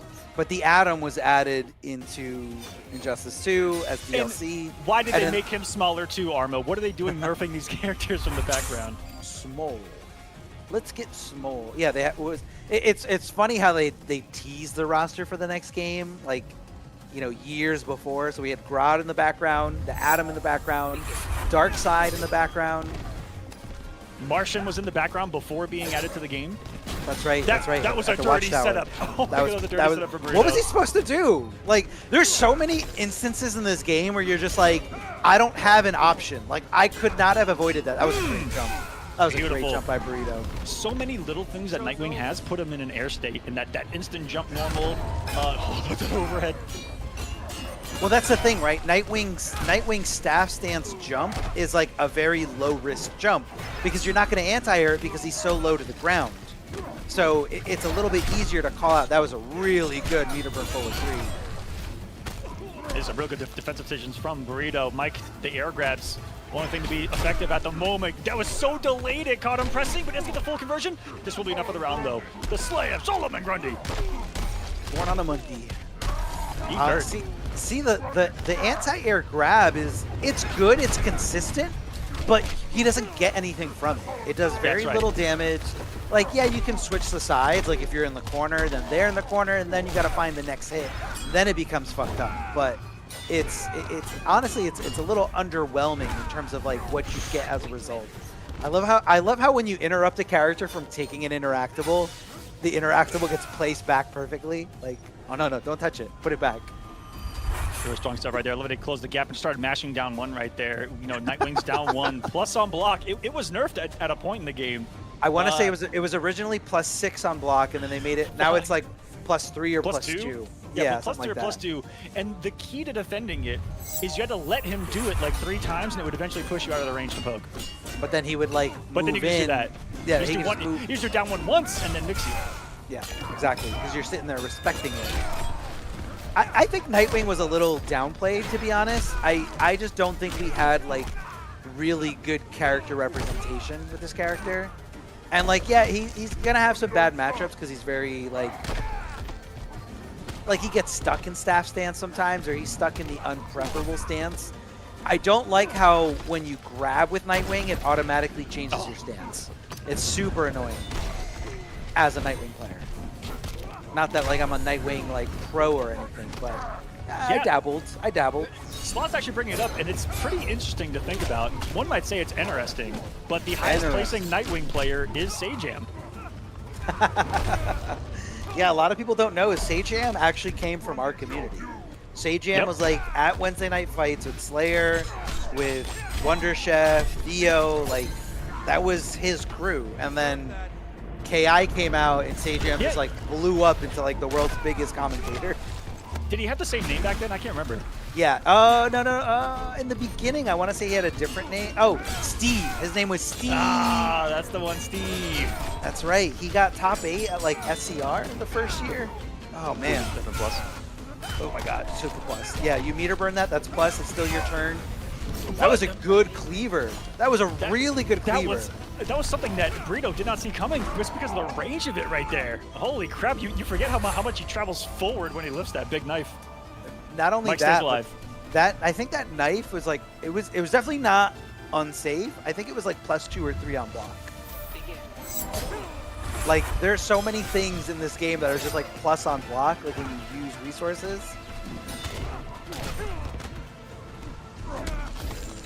Stink it up.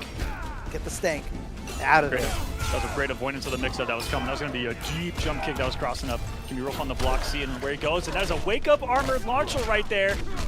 That was a reset. Looks like into the low. The slam, and welcome to the jam. He's going defensive. The tombstone. Yeah. Defense, that means you're going to be taking less damage, I want to say? I forget exactly. Oh, there's the down one edge in the staff stance. Just abusing it right there. Getting some decent damage. And watching the cleaver whiff this time. Not there to save him. Burrito match point. Oh boy. Towards the corner. Oh, he was ready. The bus! Oh! Hey, Hachi. Yeah, I was literally gonna say the same thing. Do you remember how we used to call it Hey Hachi? Even though like obviously it's not. It's not. But it kind of looks like him. Was it Hawkman? I forget who the actual bust is now that it's destroyed.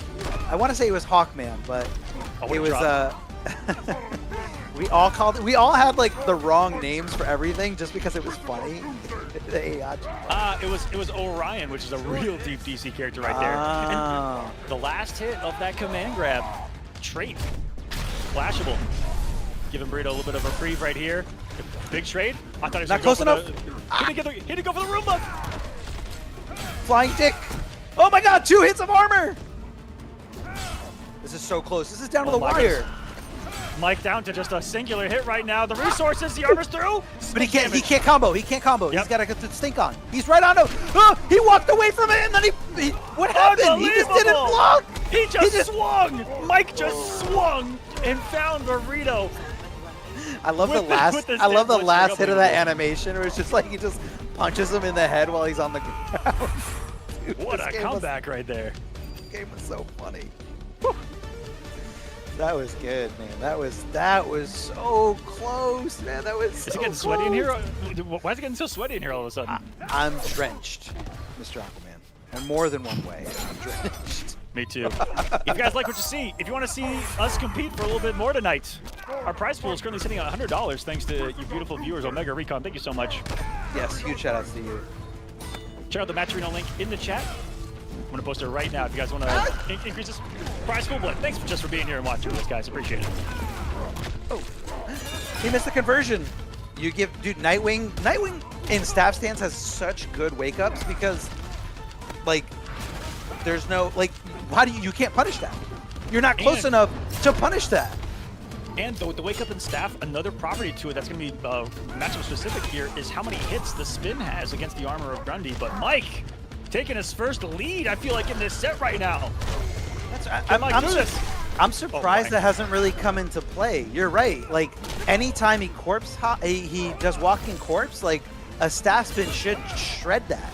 But, I mean, I don't know. Maybe it's something specific that Burrito knows and labbed. That was a good jump 3. That's a very tough thing to punish. Like, because he's just going to cancel. Oh! He recovered so quickly. Even though he meter burned it for a 4th projectile, he recovered so quickly. I think Mike forgot how that interactable works, and he was trying to throw it. Flying Dick, that could have been clashed. He could have clashed that and got some damage back, but I don't think he was ready for it. Oh, God. Just walking corpse. He can't convert. He can't convert, but he's got the stank on. Ah! It was a no cross up here, and is all meter being spent right here. Are we going back to neutral? 100%. Both meters being spent, but Burrito's shoot, or maybe he saved. I mean, I guess in hindsight, Burrito should have saved it because he was onto a pixel anyway. Oh, God. The command grab! The command grab! Walking corpse. Mike Metroid taking it 3-2. That was actually some balls up close right there. Given the health situation, one special move definitely could have ended him right there. A flying Grayson, an instant air, triple dagger could have been lights out. But Mike Metroid bringing that back from the proverbial grave. That man was at 1 HP from being in losers. Holy crap! That was very, and it's also like, it's so funny like how the mind game of Clash went into that, and how like in a panic state you can make a terrible decision, because I was 100%. There was no. He was already down to a pixel, so there'd be no reason for Mike Metroid not to spend his last 2 bars, because there's no way he wants to let Burrito get anything back. So Burrito should have just, he should have saved his bar. Then he would have had bar to do like the spin EX to keep it plus, or the double hitting low ground pound. And those moments can make or break Injustice, which is the beauty about the wager system, right? Easily. And a little bit of the opposite in who had the meter occurred in our match, the very last match. I actually broke something so early with a health lead, just so it would put us at full screen, because you were at chip. I was like, all I need is chip. I'll wager, not spend anything. Just give me some space, and then I went for the chip. That's right. Yep, save the meter, go for the closeout that way. Even if I lose HP, I have meter to try to chip you out, and the trade, etc. But those mind games really come into play when you go down to the wire here in Injustice. Setting up myself versus Mike Metroid in winners finals coming up shortly. Are we doing that one first? No. Before that, we are going to go to losers. Cool. All right, loser side, we got Eldrickkin versus Burrito Voorhees, and myself versus Abyss. So which one are we going to? Let's go to Burrito Voorhees versus Eldrickkin, but let me update this super quick. It should be popping up any second now for us. Guys, just so you can see who's going where. Burrito Voorhees, Eldrickkin. Then yourself versus Abyss. Abyss. That one's canon right there. Batman versus Deathstroke. Super canon. All right, let's go. Burrito. Eldrickkin back on deck. In Double Injustice. random. That's how it goes. Nobody. Strikers Island. So in this game, you're not allowed to choose stages. That was like our tournament. Look, guys, we didn't have a fucking pro tour. We didn't have $10,000, $20,000, $30,000 pots. We literally had nothing. We didn't even have stage. We didn't even have a random stage button from the fucking developers. Like, we had to make our own rules up for this game. Like, and we did it for the love of it. Oh, Killer Frost from Breed of Voorhees. Ooh, what a spicy pick here. Hold on, guys. What you guys don't understand is that slide that leads into a fucking combo Meterless. is her invincible wake up. It's meterless and it's safe on block. What world? In what world is this bad? So what you're gonna see is nothing stopping him from doing it. That's what we're saying. And look for parry, which is gonna be really key against Doomsday here a lot. I think it's gonna be parryable. If you miss spaces a shoulder, gonna go right into one. And Frost is a vortexing character with some really good zoning as well. Not seen a whole lot, but man, one of the most lethal characters. -4 to backdash and a slide again. That's demonic. That's or demonic. down one and do it again. Like, dude, the slide was insane. I completely forgot she had an air dash, and that air dash doesn't even exist in this game. That's our first sight of an air dash. Superman. Why did she have one? Dude, she doesn't even fly. Yeah. Why does she have one? What is going on here? And the slide from downtown again. He's just trying to PR Balrog this man. She has a slide, but hawkgirl does. I mean, she has an air dash, but hawkgirl doesn't. Like, that makes zero sense. Martian, I think, had an air dash as well. Yep. Anyone with a cape? No, not Batman. he had his own slew of fucked up air options. He had a double jump. Everyone with a cape and superpowers. I'm sorry. Why does Batman have a double jump? It literally, like, he is a human being. Why does he have the ability to jump twice? That doesn't make any sense.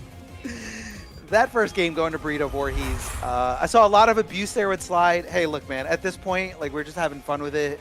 I'm enjoying these fucking matches. I'm enjoying seeing this game again. Oh my god. First hit was a trade, but it randomly gets assigned to somebody. Come on. Oh, no. Guys, dark times. You guys don't understand. The dark times we were living in.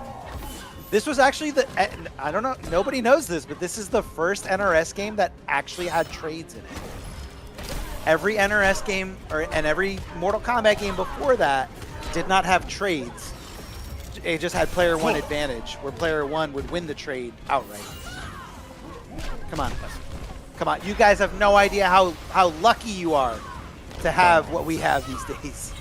And what is stopping this man from going to that slide mix-up? Nothing. Nothing stopping him. Not a dang thing. Eldrin, get out of the corner right here. Just watch out for the backdash! Why not? So, okay, again, on Wake Up, it's a little bit easier to blow up. You're basically supposed to jump back if you think that Frost is going to do it on slide. But when she does it in neutral, like, if you jump too late, you actually just get clipped for a full fucking combo. At what risk? At what risk? Then if you think she's not going to backdash, you swing and you get parried. She does have a very quick parry. I think it's one frame on EX. And you're going to set up on Vortex! And do unflashable damage. No, this is just GG's. If the execution is there. Unbelievable start from Burrito, who again plays the whole roster, it feels like, and at a really good level. I actually didn't know that if she's fully frosted up that that's unclashable. That makes sense. No, I think you're right. No. I thought I was bullshitting. No, I think you're right because it counts as a projectile because she puts like projectiles on her body. Yeah, tell me. Okay, two things. Let's go ahead and come back to us. Because I completely forgot this until just now. Tell me. The reason why we may not have seen a clash right there is because Eldrikin threw in the towel right there. Oh, he said, fuck this. It is 2-0. Fuck this bullshit. And 2-0. It is going to be 3-0. And yep, he actually pieced out right there. I just remembered that. Yep. He was like, can I eat on this broadcast? Absolutely. He said, you got it, bro. I love these. Are we sponsored by Doritos? It could be. Doritos, hit me up. Doritos, come on. Spicy nacho? Oh. Sweet spicy chili. Sweet spicy chili. You know what? I really like that flavor, but then I got kind of sick of it after a while. Like, it's a really good flavor to have once in a while, but like, yeah, I can't sit there and eat the whole bag. I'm a glutton. All right, are we going to my match next? We are. Let's take a trip to Darth the other side Arma of losers. versus Abyss. Abyss. Batman versus Deathstroke. This is We're the only. I believe we're the only two dads in this whole bracket too. Abyss is a first-time father to twins. I don't know how the Congrats. fuck. How do you deal with two of them at the same time? Double Like it all. I have two, but one can walk and talk One and at a talk time, back. right? Yeah, dude. Versus two at a time. Two. Like you put one goes to bed, one stops crying, and then the other one starts crying. Oh my god, dude! I don't. A saint. Anyone who has twins, anyone who is a fucking twin, like thank your parents. Although, oh my god, Arma. What? He could be Twin racing powers? the greatest Mortal Kombat players of all time. Twin powers. That's Twin right. powers. Twin powers. Abyss. Abyss. Abyss. You gotta fulfill the prophecy, Abyss. Get those kids. Early. Get those kids on. Get them started early. All right. So, Abyss, honestly, like in the feeling super good. Like not really dropping too much. Good conversion from the jump in 3, and then gets the whole ender. Me desperately trying to wake up, trying to get some kind of space. And again, that's kind of where that's where Batman has like his biggest weakness is that wake up. Wake up is trash. Even on hit, super negative. I want to say Deathstroke can actually punish Batman's slide on hits if I don't meter burn it. With the forward spin, the fast one. Get down. I want to say it's Flash, Batgirl, and Deathstroke can all punish it. I remember, So imagine hitting somebody with your wake up and then getting punished. Oh my god. training partner was a Deathstroke main, and I think I remember him saying that this matchup wasn't that terrible for Deathstroke either. Like there's, the zoning's pretty comfortable. Once trait's activated, every matchup in the game changed. But without trait and in pressure, I mean, Deathstroke will get some really good pressure right there. The 50-50s that are plus reset neutral. Definitely. I think it's like a lot of it is I always saw trait as like a counter zoner. Really, really good at counter zoning. Yeah, so good. I mean, I never thought that it was like in my favor. It always felt like 5-5 for me. That's what I remember this matchup being in. Oh, Abyss finally the execution here. Dude, he is warm here. Look at these tight links. Look at these crispy links. Dude, in the 2013 netcode Arma, and going the active frames of the rifle. Wait a minute. Abyss.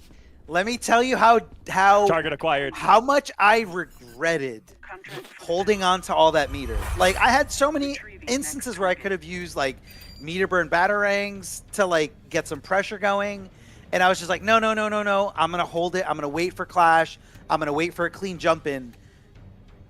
That has hurt me so many times throughout this whole game's life. It's just like I will just think way too optimistically and be like, no, I'm holding on. Greedy. Super greedy. Greedy man. Greedy man when it comes to meter. Greediest. Ooh, are we gonna finally get the Mascara? Yes! This stage was super cool. Both sides of it here. Okay, down 1-0 here. Let's see what you can do against this cerebral assassin. Instant air glitter to start is such a strong, presence for people to think about at the beginning of a match. I know I always had to constantly think about that. If I even press, I'm gonna get smoked and you get the meter. You dirty old man. That's even dirty. He literally. There was one wrong guess and he died for it. Like that was this game. That was a true Injustice health bar, ladies and gentlemen. We are finally warming up. Someone disappeared in about 10 seconds. Dude, what? Literally one wrong guess. 50-50 between left and right. Good drop there. And look, just waking up with the quick buttons. The launch. Unavoidable. Oh, I can't. It's reusable too. No. That one's a one and go. One? Okay, yeah. I thought it was reusable. No, a power character can use it after it's out. So like you can go and pick it up and throw it. But I think Abyss was trying to use it right there. He's just like, no, bro. There's only one cannonball. Why can't I fire it, bro? There's only one cannonball in there. They're not gonna put two. Like that technology did not exist to demonstrate. Like it did not. It was like the 1800s there or something. Yeah, no technology here, only magic. Ooh, the triple dash coming from, that's the second time he got a cross in without the pickup. Putting in his normals, I think, on the wrong side. Skip out. Could definitely get you here. This is no execution there. And you're right, when Batman has meter, your health bar can disappear off block. And this isn't a game where Chip is one of the crazier things compared to Mortal Kombat, but can be a factor character dependent. Yeah, definitely character dependent stuff. Look at this outfit too. Wasn't there a character that did like a ton of more chip? And I think it was Batgirl. If Batgirl had her electric knuckles on, yeah. We don't talk about it here. We don't talk about it here. By the way, Abyss confirming says you don't know how upset I was about the one cannonball right there. See ya. I tried to use it. Bro, there's one. Why would there be 2 cannonballs and 1 cannon? Come on, bro. What do you mean you can't fire it again? Reload it. Somebody. Oh, that'd be so funny if like a background character would come in and reload it right there for the next use. Right there, Arma, beginning of a match, interactable right above you guys. Your natural instinct is to try to win an air-to-air and throw an interactable or use it or something, and that glitter is so quick. Fast. Sense of presence to deal with, and it got you the first hit. I want to say glitter was 6 frames, but the input is down back, so you know it's not gonna naturally it's not gonna be as fast as a normal button, but it's very quick. There was something that came back to me is I think Ares jump 1 is like 5 frames or 4 frames. It's just something stupid. I want to say it's 5 frames. 5. I could see that because like it's an air move, so it's not always gonna come into play like when it comes to frame data. But yeah, it was very hard to beat that Ares jump. Oh, beautiful usage of the interactable right there. Reset. He blocked right. Oh, he blocked right again. But I don't know what happened there. I swear I dialed in my combo and it just didn't come out. Whoa, not in time, but another drop from Abyss right there. That definitely could have been a health bar. One straight in a dream. Pressure's on. Wow, actually came through the wake up. Yeah, I that was a specific call out. Like I kind of, you know, the other thing too is if he did the other wake up, he would have just got like what, minimal damage. And I'm still in a good spot. Now here I'm not panicking because I've got a ton of meter. So I'm just looking for the opportunity to use it. And even if I force a clash, I'm still gonna have a meter advantage. And you have the interactable in the background, which is always going to make you think defensively. Because if you get hit by any even stray, can you launch off EX Batarang in a certain situation? Oh my God, letting it rip behind the trait, and you're going to get some huge unclashable damage here. Yeah, so every crystal in the Fortress of Solitude getting fucked up. Superman's going to be pissed. Every single crystal. Yeah, I want to say that off back 2-3 and off meter burn Batarang, I can. Yeah, see, dude, I'm definitely hurting him here. I'm like, fuck it. Like, I have no reason to hold on to this meter. I'm bringing him down to a pixel, and I'm just gonna trade. I'm just gonna, if he wants to shoot me, that's fine. Yeah, it's a as great long as spot I get, as long, I'm like respecting everything. I'm being so defensive. And yeah, that was a gross trait reaction right there. Very rarely do you see someone anti-air with a bat trait. I mean, you jump in, you're vulnerable, you can't block. It was definitely the right decision by NRS to make Batman's mid Batarang a high.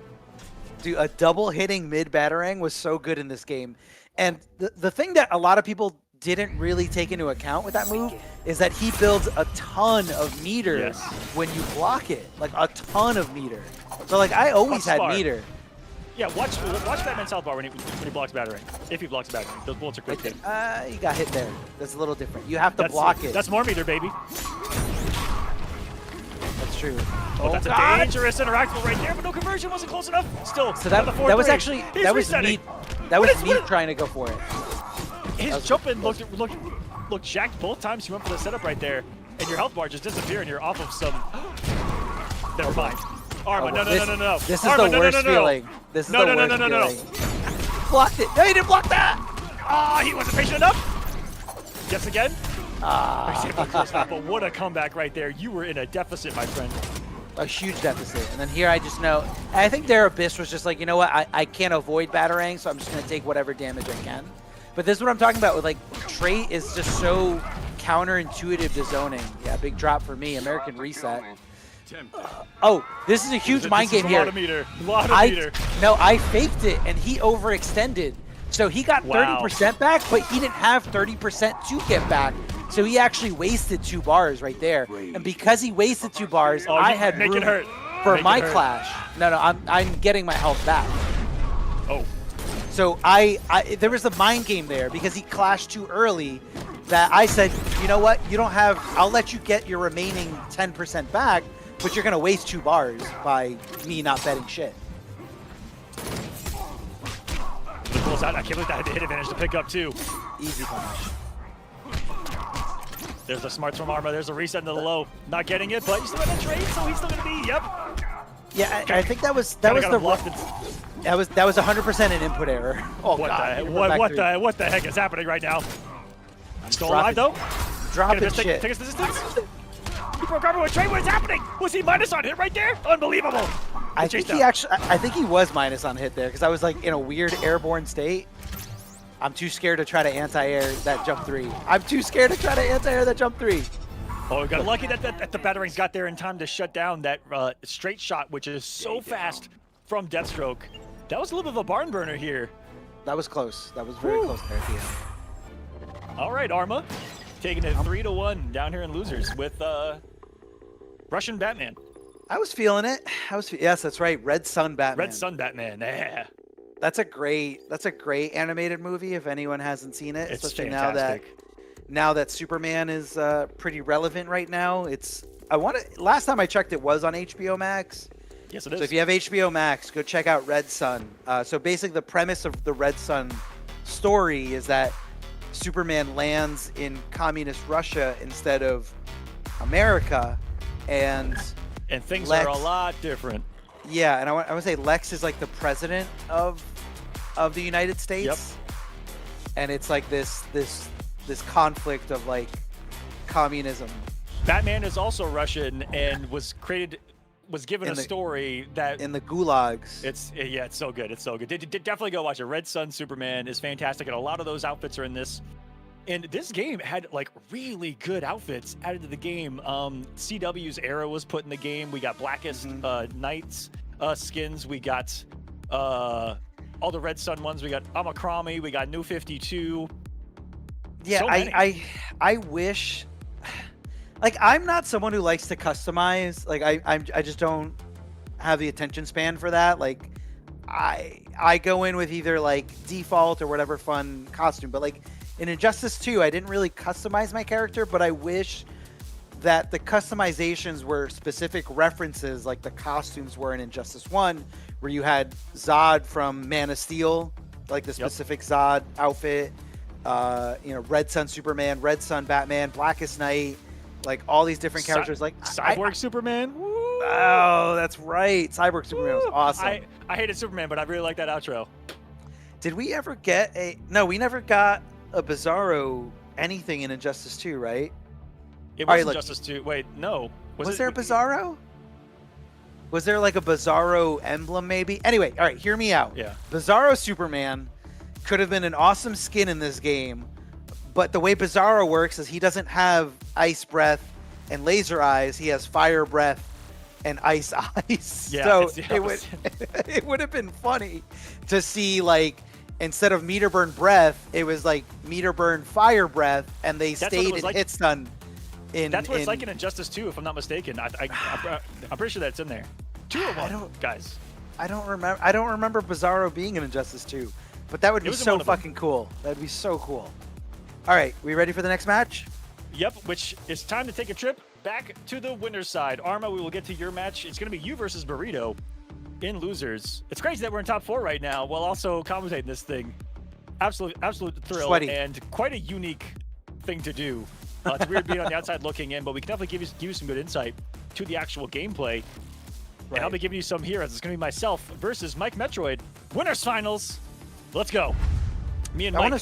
I want to see how you deal with Grundy. Now, by praying to God. What does Ares have that is throw immune? There's like 2 things that I just found last time that we played, but other than that, that I just found not really much at all. There's like 2 strings, and you're gonna see me attempt it a couple of times and play around it. But in general, the best way to approach Grundy is to just keep away in zone with Ares. You have a teleport that goes full screen. You can just keep teleporting, throwing stuff, teleporting, throwing stuff, teleporting, throwing stuff. And then you have a Motaro teleport, basically. Yeah, that's right. Just get the fuck out of there. Okay, I could see that. I mean, you don't really have like a mid projectile other than the axe, but Grundy's huge. And, I don't know. I could see this being a tough matchup for Ares. This is all I'm saying. Yeah, this is an interesting matchup to say the least. And Mike getting started with some armor, and now this is gonna be fun. there's me trying to backdash the command grab, and there's him going for the other option and still covering it by having an active frame there to meet me on. And what a bad start here. This is a scary corner to be in against Grundy because now my health bar is gone, Arma. I'm pretty sure I'm dead. You just died. You're just dead. Yeah, I was just mashing right there. I thought I was going for the reset with the rocket. But Okay, Ares, hold on. Every opportunity that Ares presses a button can be a 50-50. Lower overhead. Ready to wake up and what a turnaround! Health bar for health bar. We're swinging out here, and this is we're very momentum-based guys. And hear me, go for grab immune, and he timed it well. Depending on where you hit that string of Ares, it can be grab immune, but he can still go through it if he lets it rip all the way and gets me in the recovery. Yeah. Into half my life's gone.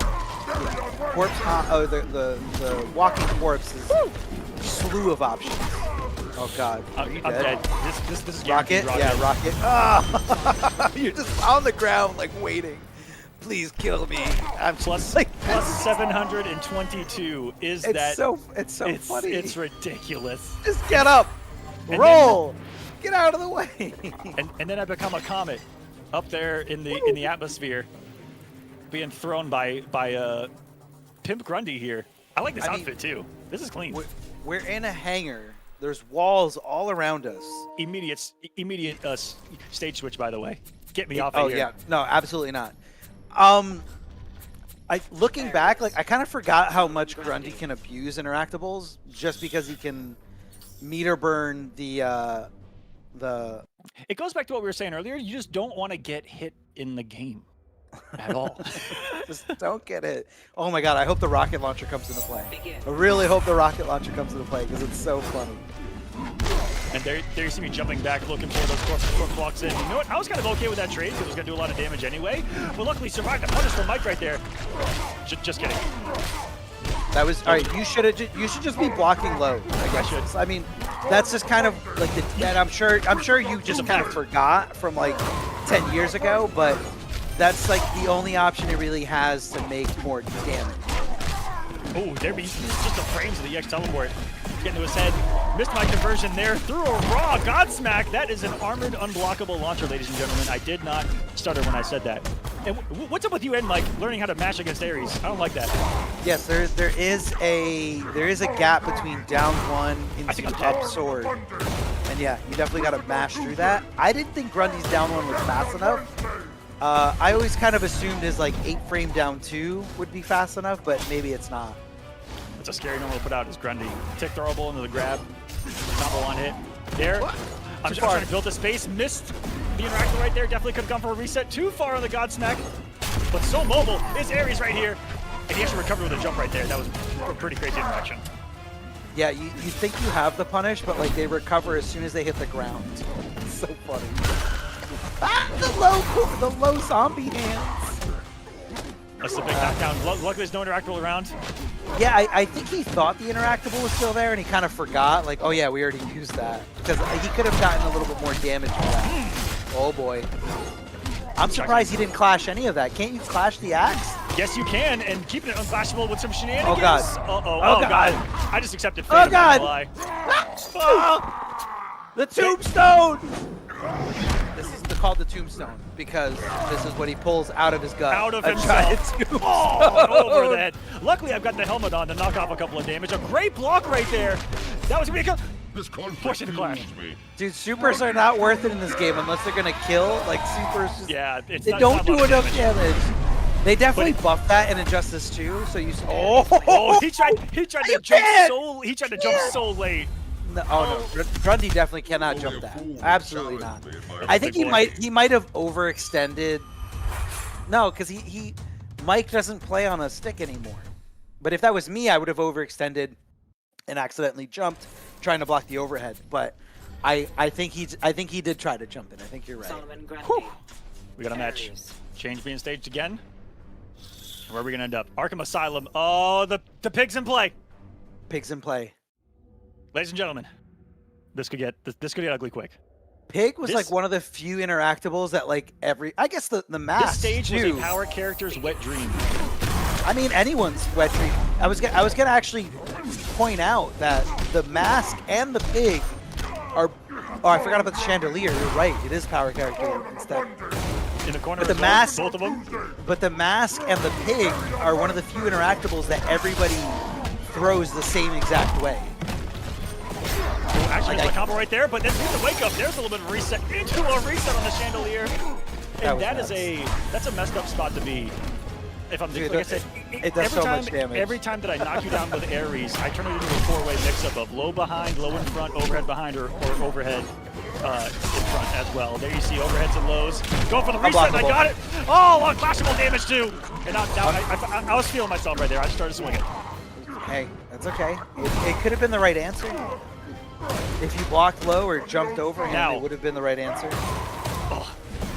Every touch of Grundy, though, so much damage just outside of the Godsmack range. That's going to cost me the health bar. I'm scared. I always thought EX Godsmack tracked. Are you saying it doesn't track? Oh my gosh. That was a huge interrupt to start the match. On the trait, the pig's in play. Pig's in play. Why didn't he pig? Oh, that was so hype. Ares is so mobile. Uh-oh. No, he doesn't have meter. No, I'm he scared. did have meter. What an air grab. Mike with the 5-frame reaction. Is that the ungrabbable string? Oh my gosh. No. Oh my god! But that didn't combo! That didn't combo! You were holding forward to try to clash! You were holding forward to try to clash! Yep! Ladies and gentlemen, Mike Metroid fucked. with the comeback of the tournament right there. I had a bar and a half health lead, and that man brought it back from the grave. Red Sun sick. Grundy. Born on a Monday, but fucking up Aqua on a Thursday. Solomon Grundy. Was Grundy in Red? Ares. Was he in Red Sun?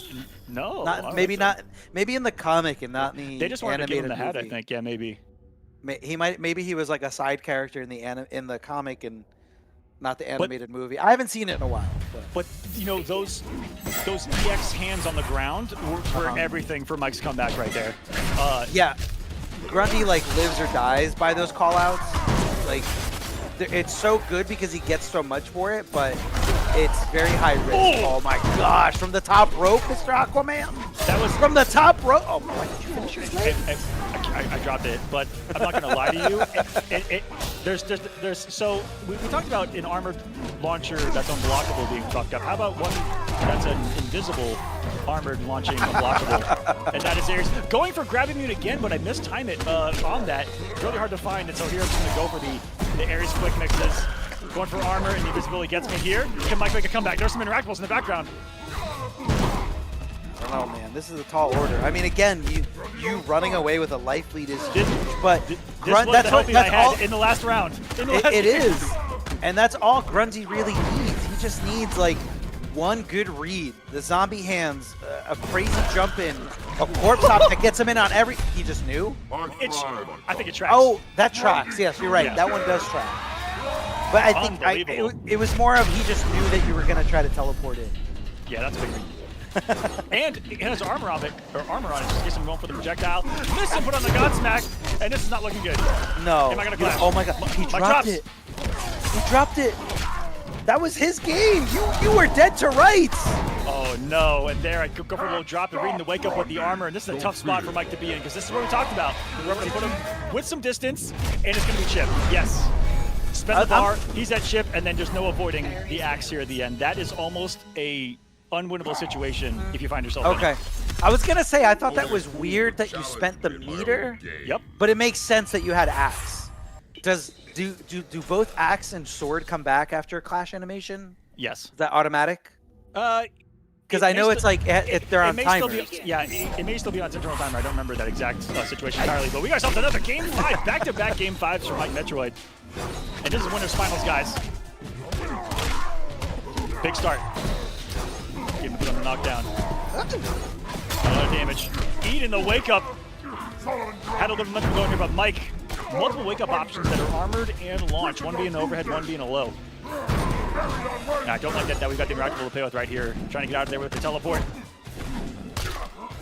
And you see, like I said, it's really all about being out of the hands range of Grundy with Ares teleporting out, but there he got it. That was just such a dirty jump, and I wasn't sure it was hitting in the front or behind. I think it hit behind, ladies and gentlemen. That will be the round, and Mike on a match health point. It is tough to see. It's kind of like that perfect spot where he jumps in to make it ambiguous. Ooh, good patience by Mike. He's kind of waiting it out, looking for the opportunity. Oh, this is gonna hurt. Oh my god, he dropped it! Oh, yes. You were, dude. He gave me hope. He gave me hope. I mean, it's fleeting. It's fleeting right now. Spending meter to just kind of press buttons. This is Mr. Aquaman. Hey, that's Okay. special right there. You can make this comeback. You can make it. Oh my god. From the top rope! I waited for it. I was looking for it. Was that EX or non-EX? EX. I tried to be grabbing immune again. It's gonna burn me. Oh no. No! Range. Oh my god, What that hurt HP? so much! I believe. Keep swinging. I believe! No.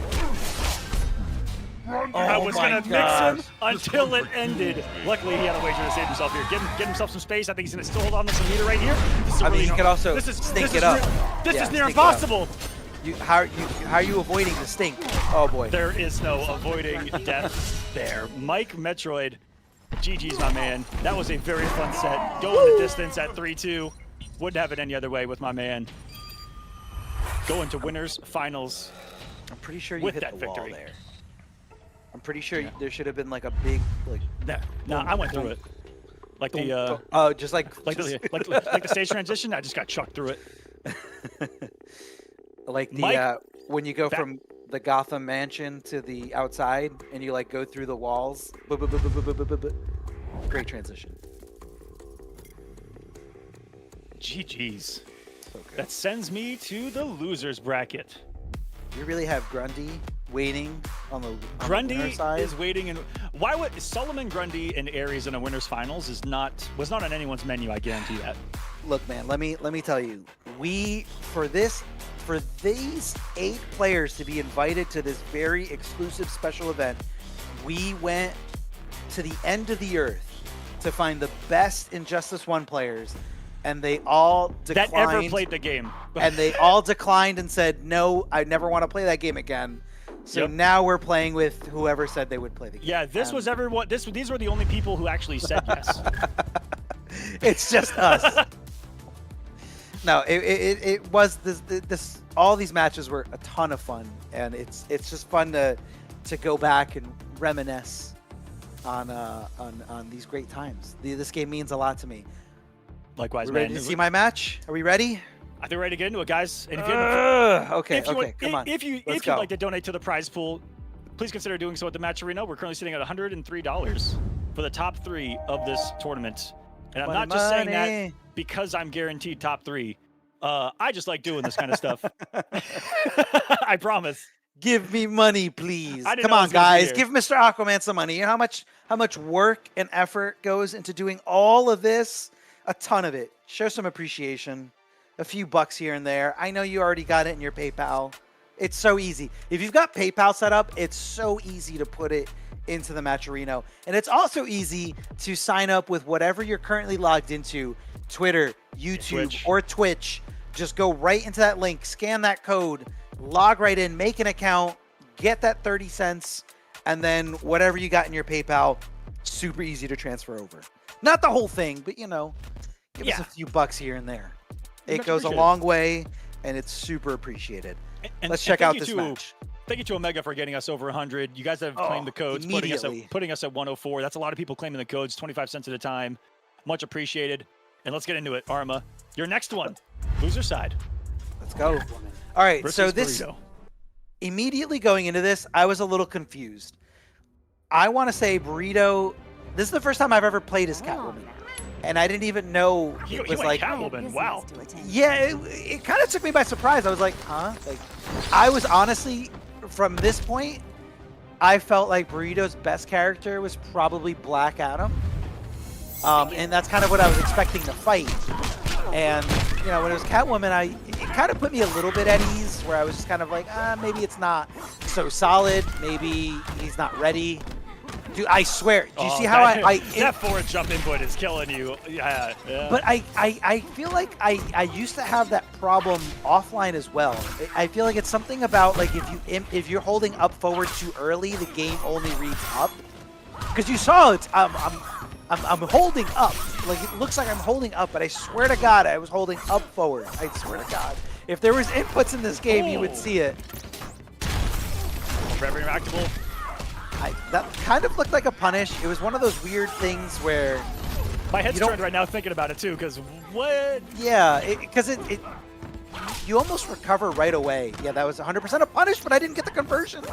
Share of goods, is that going to come into play? Automatic win. Now, this guys, is the worst interactable in the game. If you get hit by it, you lose. Yeah, automatic loss as per GTA rules. If one of you guys gets hit by this, I'm just going to change the scoreboard.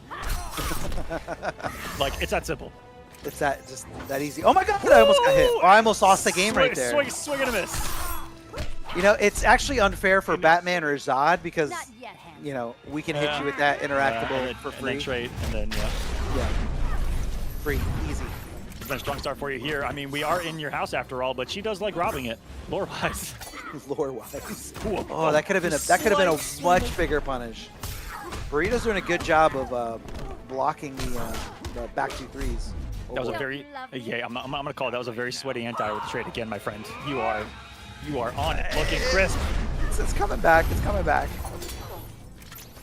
Loser side waking everyone up.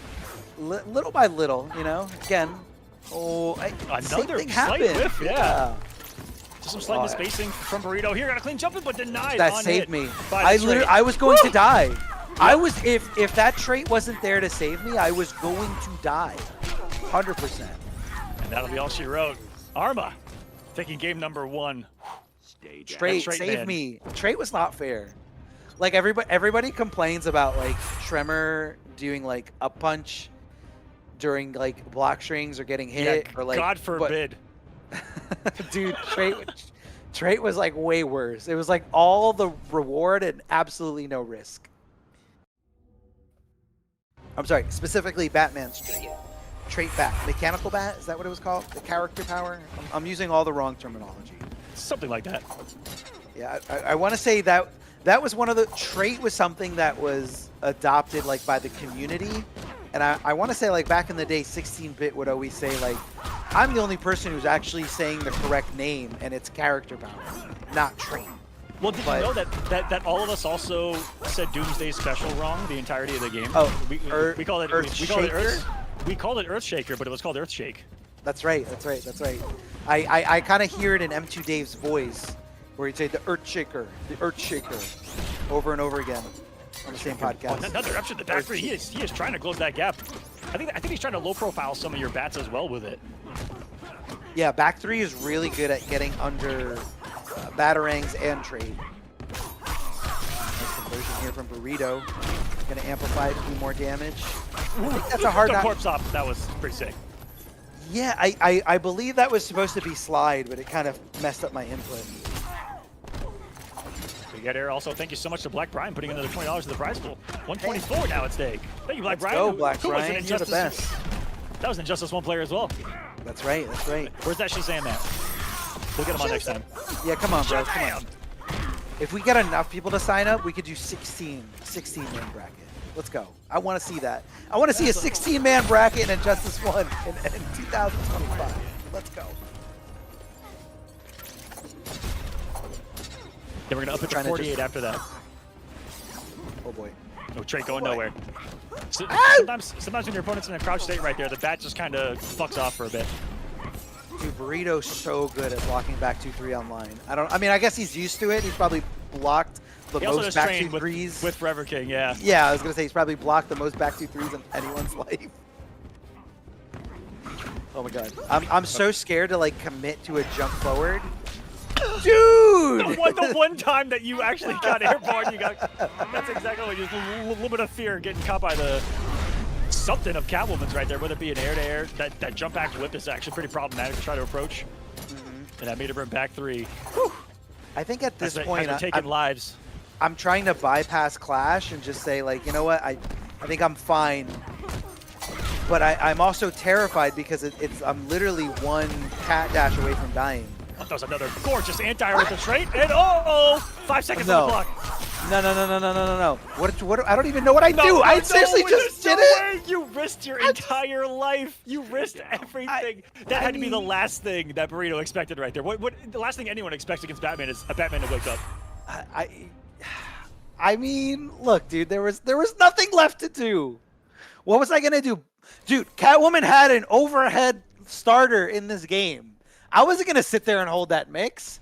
I'm not reacting to forward, dude. I don't know why the fuck she has an overhead start in this game. Like that should, on top of having like an amazing jump in that you just can't anti-air unless you call out huge. I was getting very scared when he highlighted Lobo. I think Lobo beats the shit out of Batman. I think that's a terrible matchup. And he goes pretty hovering Black Adam. Like I said, I feel like Black Adam is Burrito Voorhees' best character at the moment, but he's been playing so like Burrito Voorhees wanted to make this run very fun, and if you notice, every set Burrito Voorhees had, he picked a different character. And he was like the only person other than Awkward Sloth who did that as well. Like I'm gonna say Burrito slightly sandbagged a little bit in this one.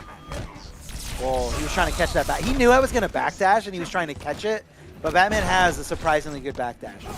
I just ate an unblockable interactable just because. All right, scared of the tree. I'm terrified of that tree right now. I don't know why down one was an option, but that's okay. Oh wait, I forgot. Can't I put a bomb on that tree? I think I can, but I think you have to jump to do it. Do you remember Mr. Aquaman? I don't know. He definitely doesn't. Yeah, this is quite sweaty.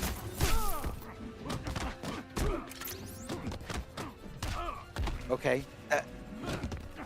All right, and then this is just a forward 2-3. Didn't really go anywhere. So that was me actually trying to do back 2 trait, and it didn't register as back 2. It just registered as trait by itself. But I got the weird pickup afterwards anyway. I 100% thought he was going to throw the tree, so I think I got hit because I was forward dashing to try to react to the tree being thrown at me. The tree is just like such a menace. At this point, I'm feeling good. I got a huge, I got a slight meter lead here. And I do feel in control. The tree somehow didn't hit me. 100% going to clash, especially because he just spent a bar on throwing tree and then spent another bar on dive kick.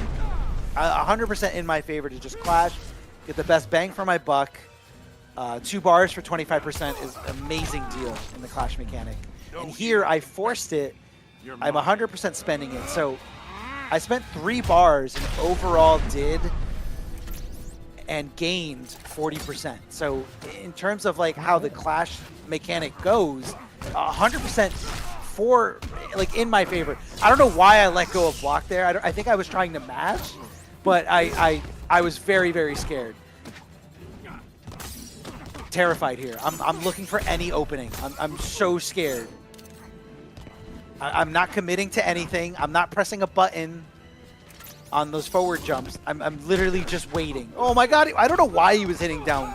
I don't know why he was hitting down 1 there, but that was the game. That was a game. 3-0 over Burrito. I personally felt like he threw away the first 2 games with Catwoman. Not that it was like awful. Like they were close games, but I think his Black Adam is currently his most solid character.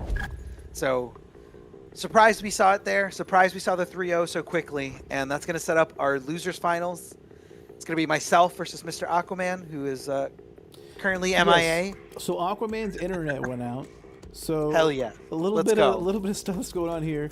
Let's go. He's the one that does the bracket, so that's not going to be changing for the rest of the show or until he gets back. Hell yeah. But we can continue on. We do have the last 2 matches ready to go. If you're ready to commentate them, we can just fire them off. Just do it. Aquaman's back. Testing. Oh, there he is. He's back. Woo! Sorry guys, had a slight internet outage that occurred right there, but was able to fix it just in time. Let's go, baby. Go? It was sick. 3-0 my favor. Burrito Voorhees. You cheap bastard. He switched to Black Adam at the end, but dude, I feel like every game that set was like 1 hit away from win or loss. So it was good. It was very good. I mean, those ones with Catwoman, I mean, down to the wire right there. Let's see if I can get everything back operational. Sorry about that slight hiccup, guys. All good, all good. The internet is a cruel mistress that is that can be really hard to predict what happens, you know? Yeah. What are you gonna do? I'm ready to go for this. Looks like I'm back in there too, Rick. I don't know what's up with the camera. All right, looking at the bracket. With that victory, oh my God, I got to come in to commentate this match. You came back at the right moment. Man. All right, so Mistaaquaman versus Darth Arma. What? This is the run back. In winner's side, I was able to take it. I was the one that put Arma here. Arma, I know that you are a man on a mission here. Oh, I was. Let me let me tell you, it was. Tell me. Be real. So no one likes getting 3-0'd.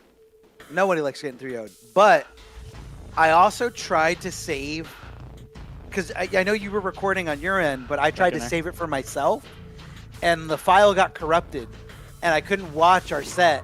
Oh no! Because it was like 2 or 3 days in between our sets, right?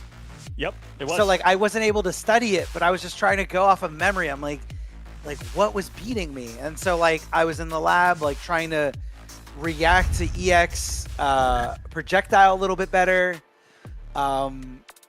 Remembering things like, you know, that you can mash through down 1 up sword. Yep.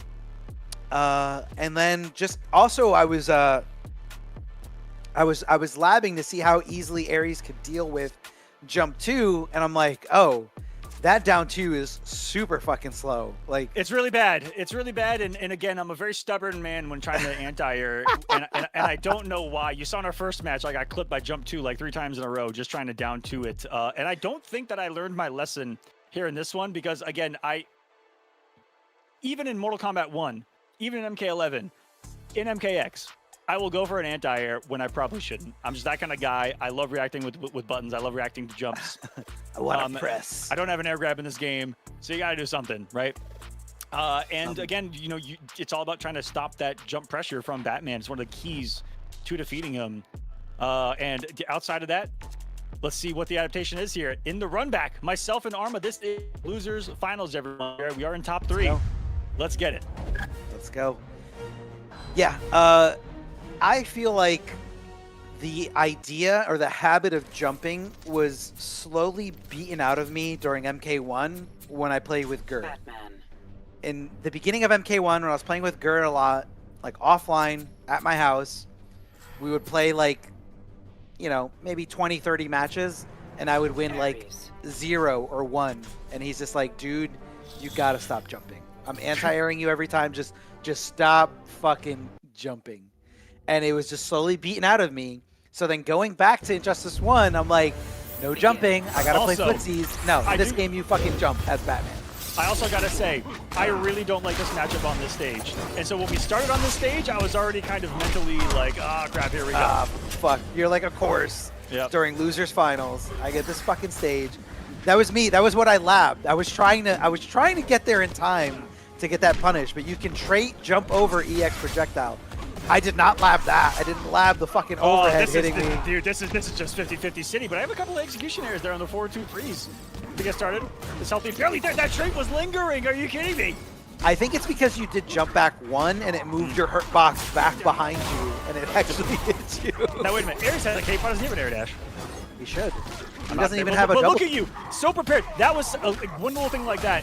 Is one thing we didn't see in the first set at all, which was you reading the teleport, and that's one of the things you can do against Ares if you're in a close enough distance, is to meet it with a jump in like you just did there. Yeah, but you also have to have a jump in that hits all around you. Oh, I blocked the overhead! That is perfect play around the Ares zoning right there too. Your patience on your way in, much better than the first time. You were catching a lot of strays in our first matchup. I mean, case in point right there, forward dashes are not safe against Ares. You got the EX, and you're gonna react to that this time around, Arma? Come on. Luckily you didn't punish fully. I dropped the combo. That's okay. We got rockets in play. Am I gonna use them? I tried. I tried. I pressed the button. Where am I getting hit from? Oh my god. Oh god, everything's working. You're back in the corner. Route, we're in. This is insane. You're just mashing down 1. You're just mashing. I'm trying to hit the button and it's not hitting. What's stopping me, Arma? Nothing is gonna stop me from getting that down 1 out. This is a good little comfort zone where I could spend 1 or 2 bars. I think I spent 1. No, I spent 2. I was desperate. And there, just the jumping out of pressure right there. As absurd as it is, it works so beautifully. Wait a second. This is so close. I'm trying to chip you out. You jumped over both. How did I make it over everything there? Is this chip? Yes, it is. Dead. Yeah, 100% dead. A couple of those neutral jumps saved you right there from that mix that comes up post teleport, because that's what was killing you in that first set, was just teleport. I mean, that's what kills everyone. Teleport, mix, and you call out perfectly by not even being there. But it's again, if it's like, you know, somebody who doesn't have a jump attack that hits in front and behind, you know, and Batman's does, like, it doesn't work. Oh, here's the 50-50 guys. Where are we going after?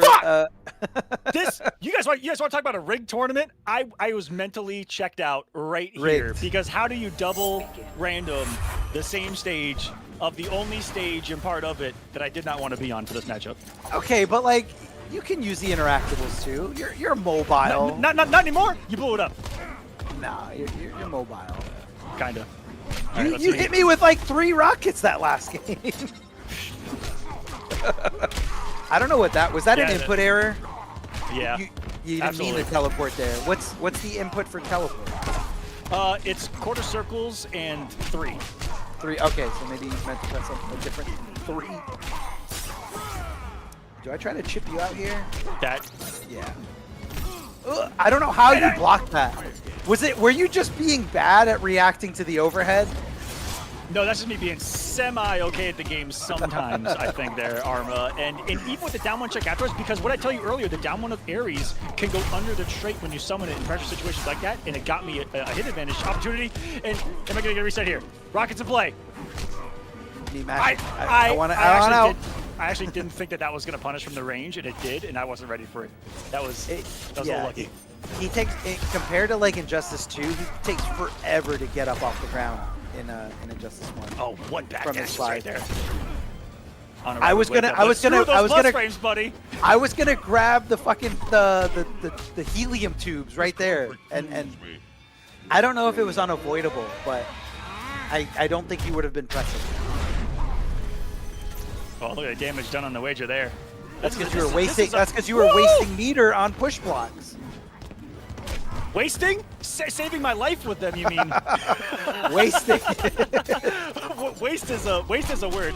Wait a minute. I don't know how. I think that was my worst input error of the entire tournament right there. That's a heartbreaker. I mean, I was looking for Clash. Like I was so scared. Do you know what that was supposed to be? Throw. No. Oh, what? Yep. Did you? I forgot. I do throw with 1 and 3, and I didn't get him at the same time. I only got like forward 1. Are you playing on pad or stick these days? Pad, but I played this game on stick back in the day. Yeah, so I feel like that's like a part of your brain that's broken, because like on stick you want to press with your finger and thumb like this, and on pad you want to use the trigger. Yeah, most people do, but I'm stubborn, and I try to fat finger both together with my thumb. Clearly it worked out. Clearly, it was a tournament winning decision, and I wasn't sure what was going to happen right there, because I don't remember that interaction, and the breather does reach me if I pull out the trait. What a start! And this was a great stage. Once I got this stage, I was like, okay, we can throw everything. Yeah, and then the flower also comes back. Yes, it regrows. I was like, every time you jumped, I was like, he's gonna throw it. No, he didn't throw it. He's gonna throw it again. No, he didn't do it. I was buffering jump 1 into it in case it meta jump 2. Oh, that's why you did. Ooh, what a pickup right there. You see, I actually did that conversion because of an interaction we had back in match number 1, because I did that setup and I met you in an air-to-air state and didn't convert, and there I was actually looking for it. The reset, that's not fair. What side did I hit on? Arma? I would say not cross-up. Just from the looks of it, I would say not cross-up. That's what I didn't block. I mean, whatever you did was the wrong choice. Oh my gosh. If I neutral jump, that would have punished easily. I'm starting to throw the kitchen sink at you. Hold on a second. Flowers back in play. There's a conversion.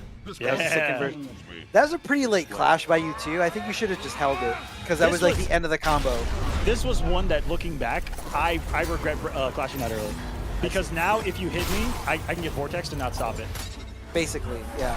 Which is exactly what happens on this jump, and if I remember correctly. Oh my god, that one mistake. I don't All have right, Clash. this one definitely crossed up. That definitely Jeez. crossed up. Okay, grapple. Yeah. Is this not for the win, or do you, this is just No, chip? yeah. You dirty man! That's so Darth fucked up. Arma, ladies and gentlemen, winning the run back against me in losers finals with that impeccable Batman. Great adaptation, though. Again, a lot of the stuff that clips and kills everyone with Ares and the stuff that was working early on, you shut down perfectly. But that was another one, like you said, with your match with Burrito, where all of those matches felt winnable, and they were really close. They were. It was a very close set. Yeah, there at the end, I actually walked back so that you couldn't push block. I don't know if you remember, but in that situation, and I think they changed that in Injustice 2, but in Injustice 1, if the character wasn't physically right next to you, you could not push block. But if let's say I didn't walk back and I did EX Batarang, you could push block it, and then you're not stuck in a block infinite. Incredible. So funny. Big tech coming from Arma, and the loser's run is complete, my man. To grand finals you go. I made it. I made it all the way to grand finals. But what happens here? What happens here, Mr. Aquaman? Let's find out. This is a northeast battle right here. Oh yes. You know, surprisingly, I never really played Mike Metroid that much back in the day. Mostly because anytime that we were in the same room at the same tournament, it was a tournament that was being run by Shock, and Mike was like helping run it and like getting on the production and getting on the computer, making sure shit is right. So like I never sat down and like really played this matchup. So like it was vaguely newer territory here. That's pretty striking because like putting two together, I would have thought that you would have played him quite a bit back in the day, just given that you're in the same general area. But he's in Pennsylvania, but he's like deep in Pennsylvania. I want to say he's like two and a half hours away from me. Yeah, that's still a distance. Yeah. I'm trying to think back of Injustice 1 days, like me and Mike playing, and I'm kind of drawing a blank.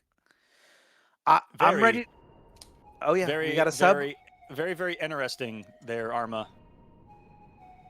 Sorry, my camera was doing something weird. Yeah, it does. Are we live?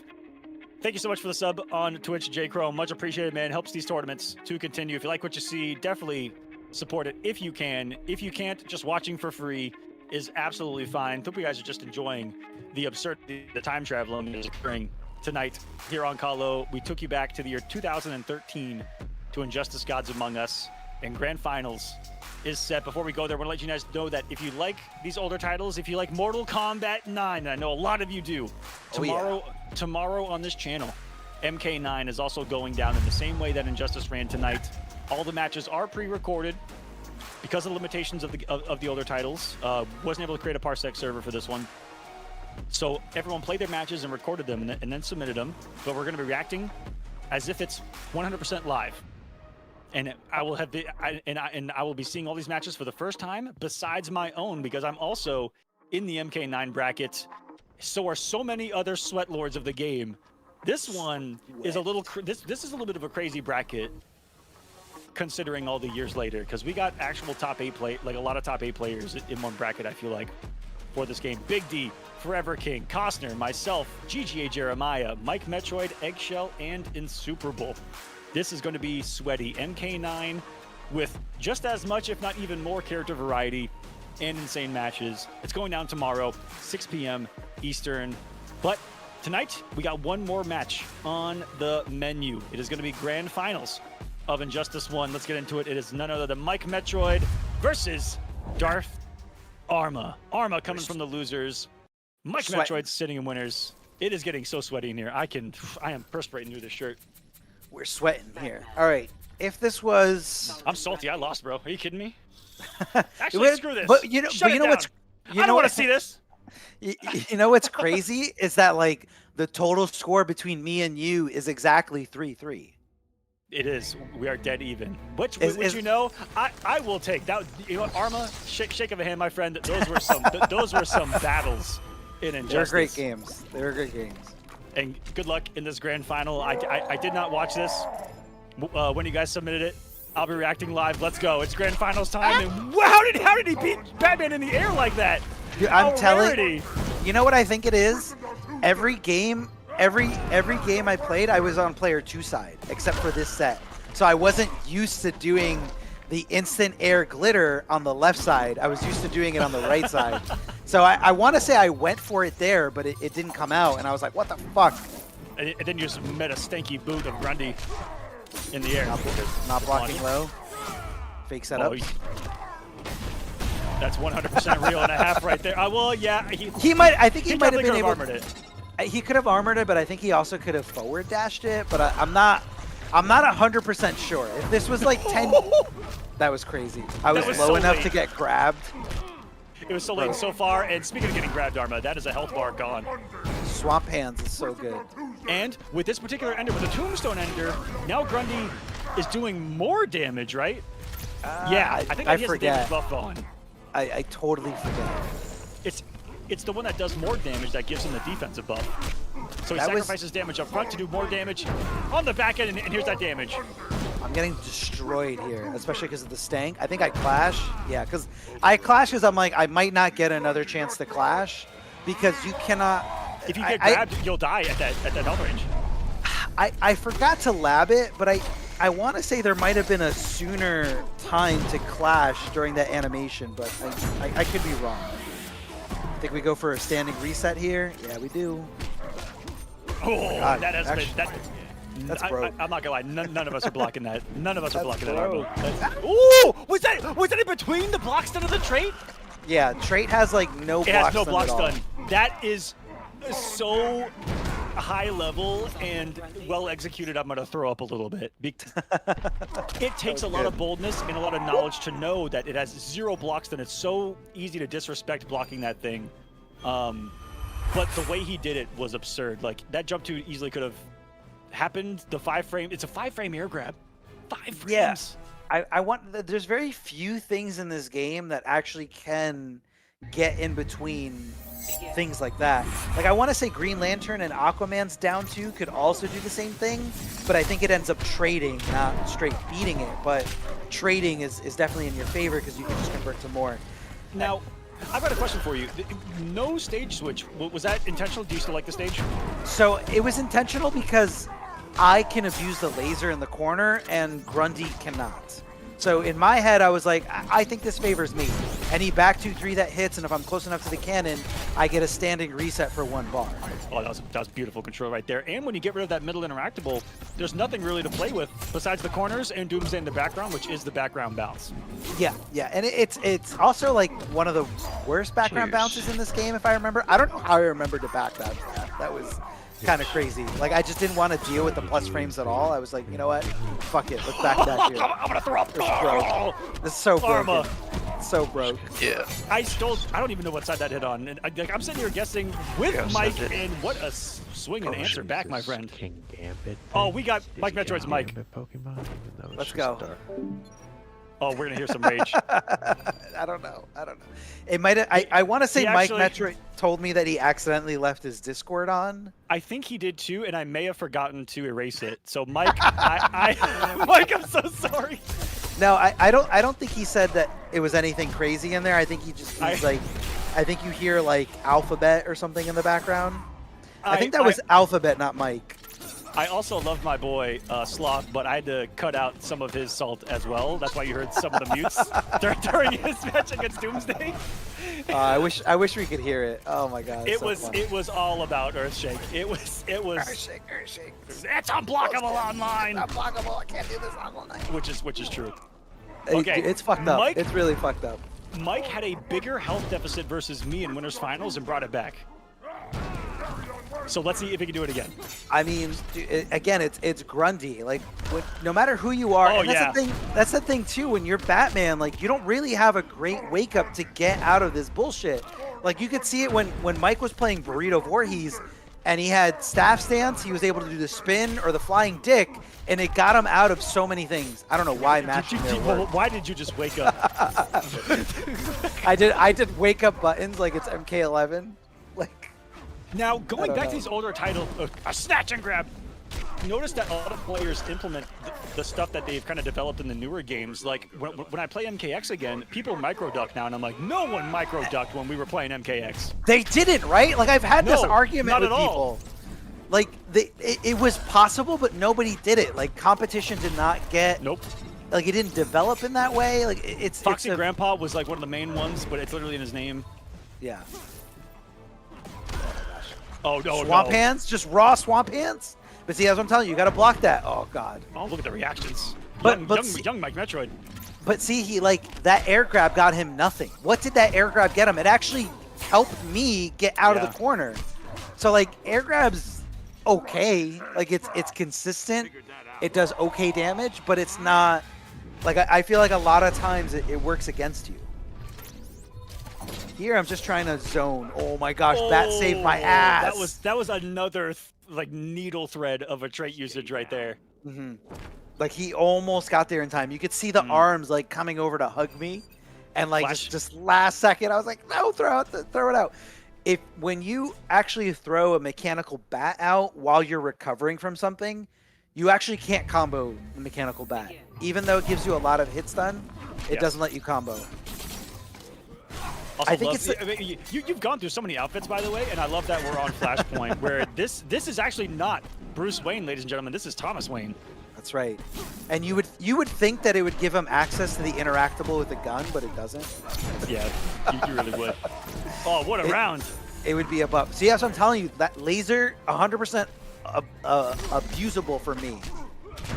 That was a big call out of Swamp Hands. And there's a nasty cross up. Oh man, Mike's back into the wall here.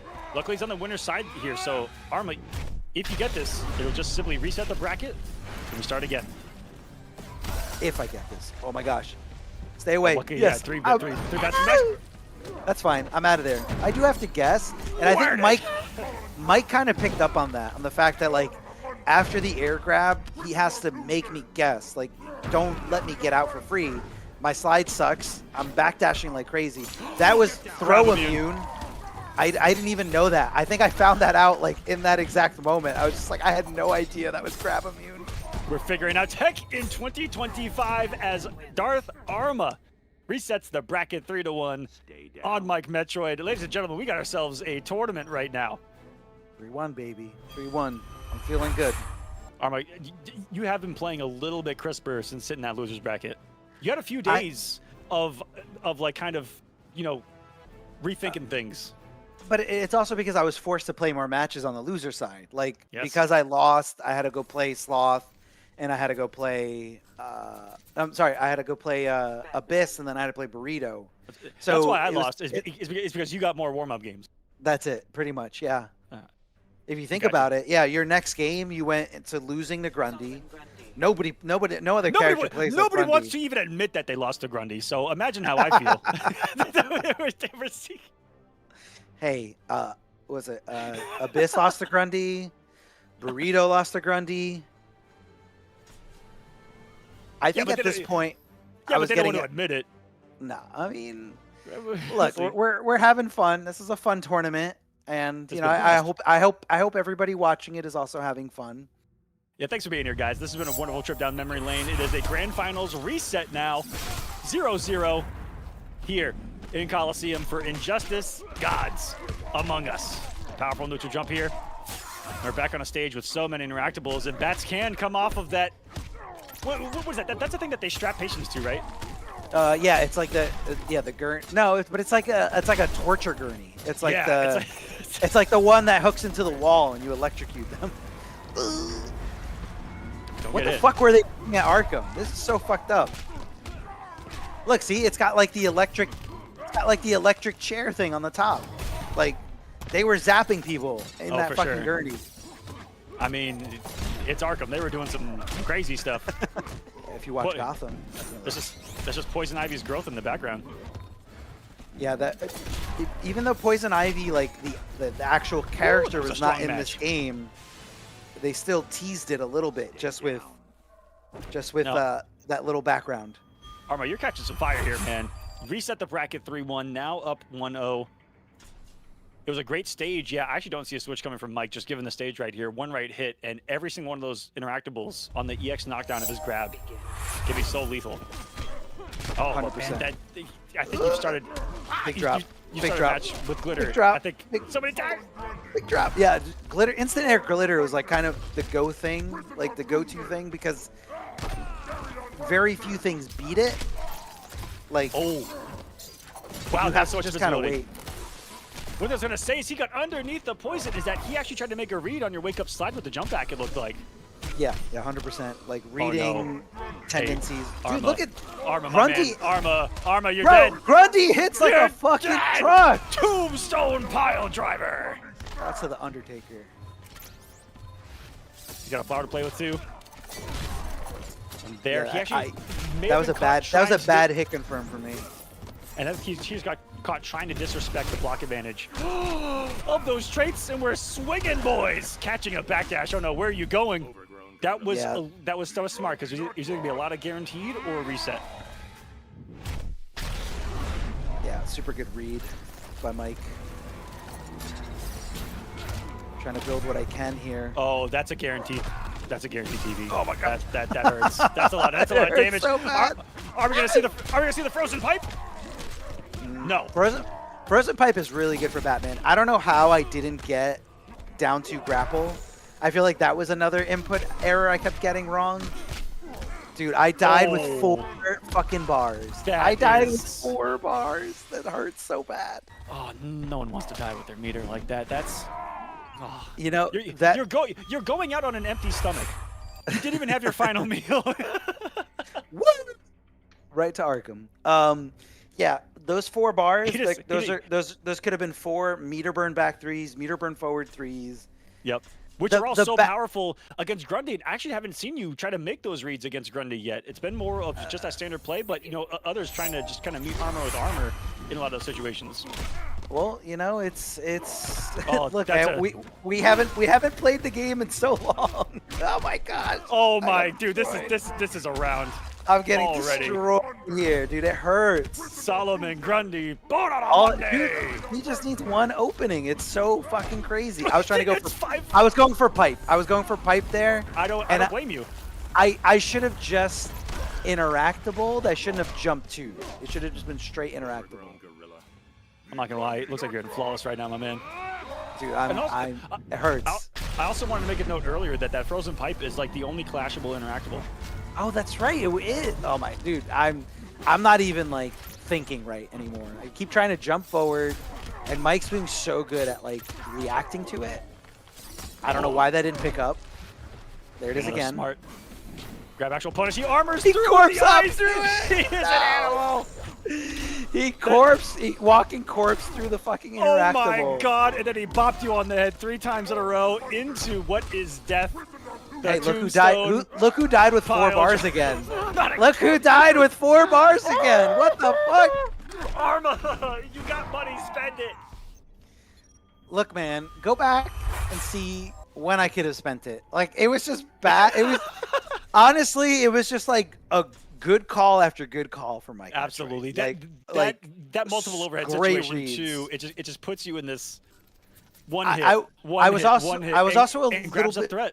Yeah, 100%, always a threat. Solomon Grundy. I was a little stubborn about changing the stage. The only reason I was holding on to it was because it was one of the few stages that didn't have a background bounce, and Grundy is really good when he has a background bounce because it just amplifies. It adds like 15-20% to his combos, and then I finally do change the stage, and we get one with a perfect background bounce right here. Yeah, it's a big So- one right here. This is I should have changed the stage sooner. I was just being a little stubborn about it and not really considering how good Grundy is at. Yeah, good, perfect call, backdash there. 100% read like a book. keeping the damage buff on as well, and because of this certain chain sequence of the command grab, it keeps you in the corner. Scared. I was too scared to press a button. This is tournament point for Mike Metroid. Just coming through the winner side of this. Your back is to the wall, the waters of Atlantis. Look at the mind games around it. I don't know how that Batarang clipped his foot like as he was getting up. See, like I'm not jumping in. I'm just like, dude, that should have just been another neutral jump. That would have been a full combo. That would have been my round there. What just a like read. that. And you got the side switch too. This will be scary for Mike because it's gonna be a mix-up on jump 2. Oh, he's so Dude, dirty. I didn't even know what to do at this point. I should have, and obviously in hindsight, I shouldn't have done the 1-1-3 string. That was a panic. I should have done back 2-3 to get away from him. But it's pretty hard to avoid this super. He comes at you for like 10 seconds straight with What is that multiple input command error? grabs, and oh no, Arma. I have meter. Ball right here. I have meter. No, I've got meter. So I get my health back. I get 25 because I want as much breathing room as possible, but Mike is just doing correct thing after correct thing. I'm not trying to jump in. Oh, I say that as I jump in. That was to escape the corner, though. I think that was all about positioning in the end. 100%. One hit from Grundy, that health bar is gone on the corner. That hits a reset into the waters. Wow, what a... definitely could have more. I could have got more in both those situations. Back 1-1 should have been back 1-1-3. Oh, my God. Oh my God. Put on the stink, and this is just a grab away. At least I'm not dying. Nope, that was stupid. That was dumb. And that Full was a panic mix-up, too. You never know if that's in front or behind. And ladies and gentlemen, Mike Metroid with Solomon Grundy. Arma, you're out of there. Is going to win Injustice here on the Kolosseum. GG's with Solomon Grundy all the way through winners. He supered myself and you in the same bracket, that son of a bitch. But all right, but between all three of us, like top three, the score between me and you, 3-3. The score between me and Mike was 3-1, 3-1. And Mike was in game 5. Game 5, like all such close sets. Like it could have gone either way at any point. So it was just awesome to really be able to play through all this, and it was just such a treat. Man. Oh, such a treat! It was very, very fun. It was, man. I will tell you guys, when we were playing these matches, because all these matches were pre-recorded ahead of time, we're actually reacting to them live. But to be in that competitive setting again was a lot of fun, and it like a lot of the jitters were coming back mid-set, and it was something special. And I hope you guys enjoyed it. And thank you to all to everyone that said yes to competing in this. Hope you guys enjoyed. Let them know if you like what you saw, and let me know if you want to see more of this. If you want to see Injustice again, let me know. We'll put together another one and run it the same exact way. Just note that they're going to be pre-recorded. But honestly, it was such a pleasant experience, and we get to see matches quicker here on stream. It was awesome to just go through the matches, go through it, and it's so easy to record on your PlayStation. If you're playing it on PlayStation 5, you play the PlayStation 4 version, and all you got to do is link your YouTube account, and you can easily record it. And if you really don't want to do it, chances are the person you're playing can do it. So yeah, get in there. I saw Crazy Bone wanted to get in on the next one. Yeah. That was I want to say that was Catwoman, and then it eventually formed into Martian towards the end of the game's life. That'd be fun. And so it wasn't intentional at all, but everyone that came on for this were such character specialists.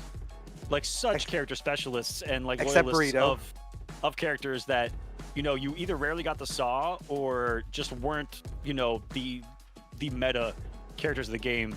But it's not out of choice, believe it or not. It just kind of happened that way naturally. Is that where your brain went when I when I brought up Martian Manhunter? Yep. Now having said that, let's get the sweats on here. Batman definitely was.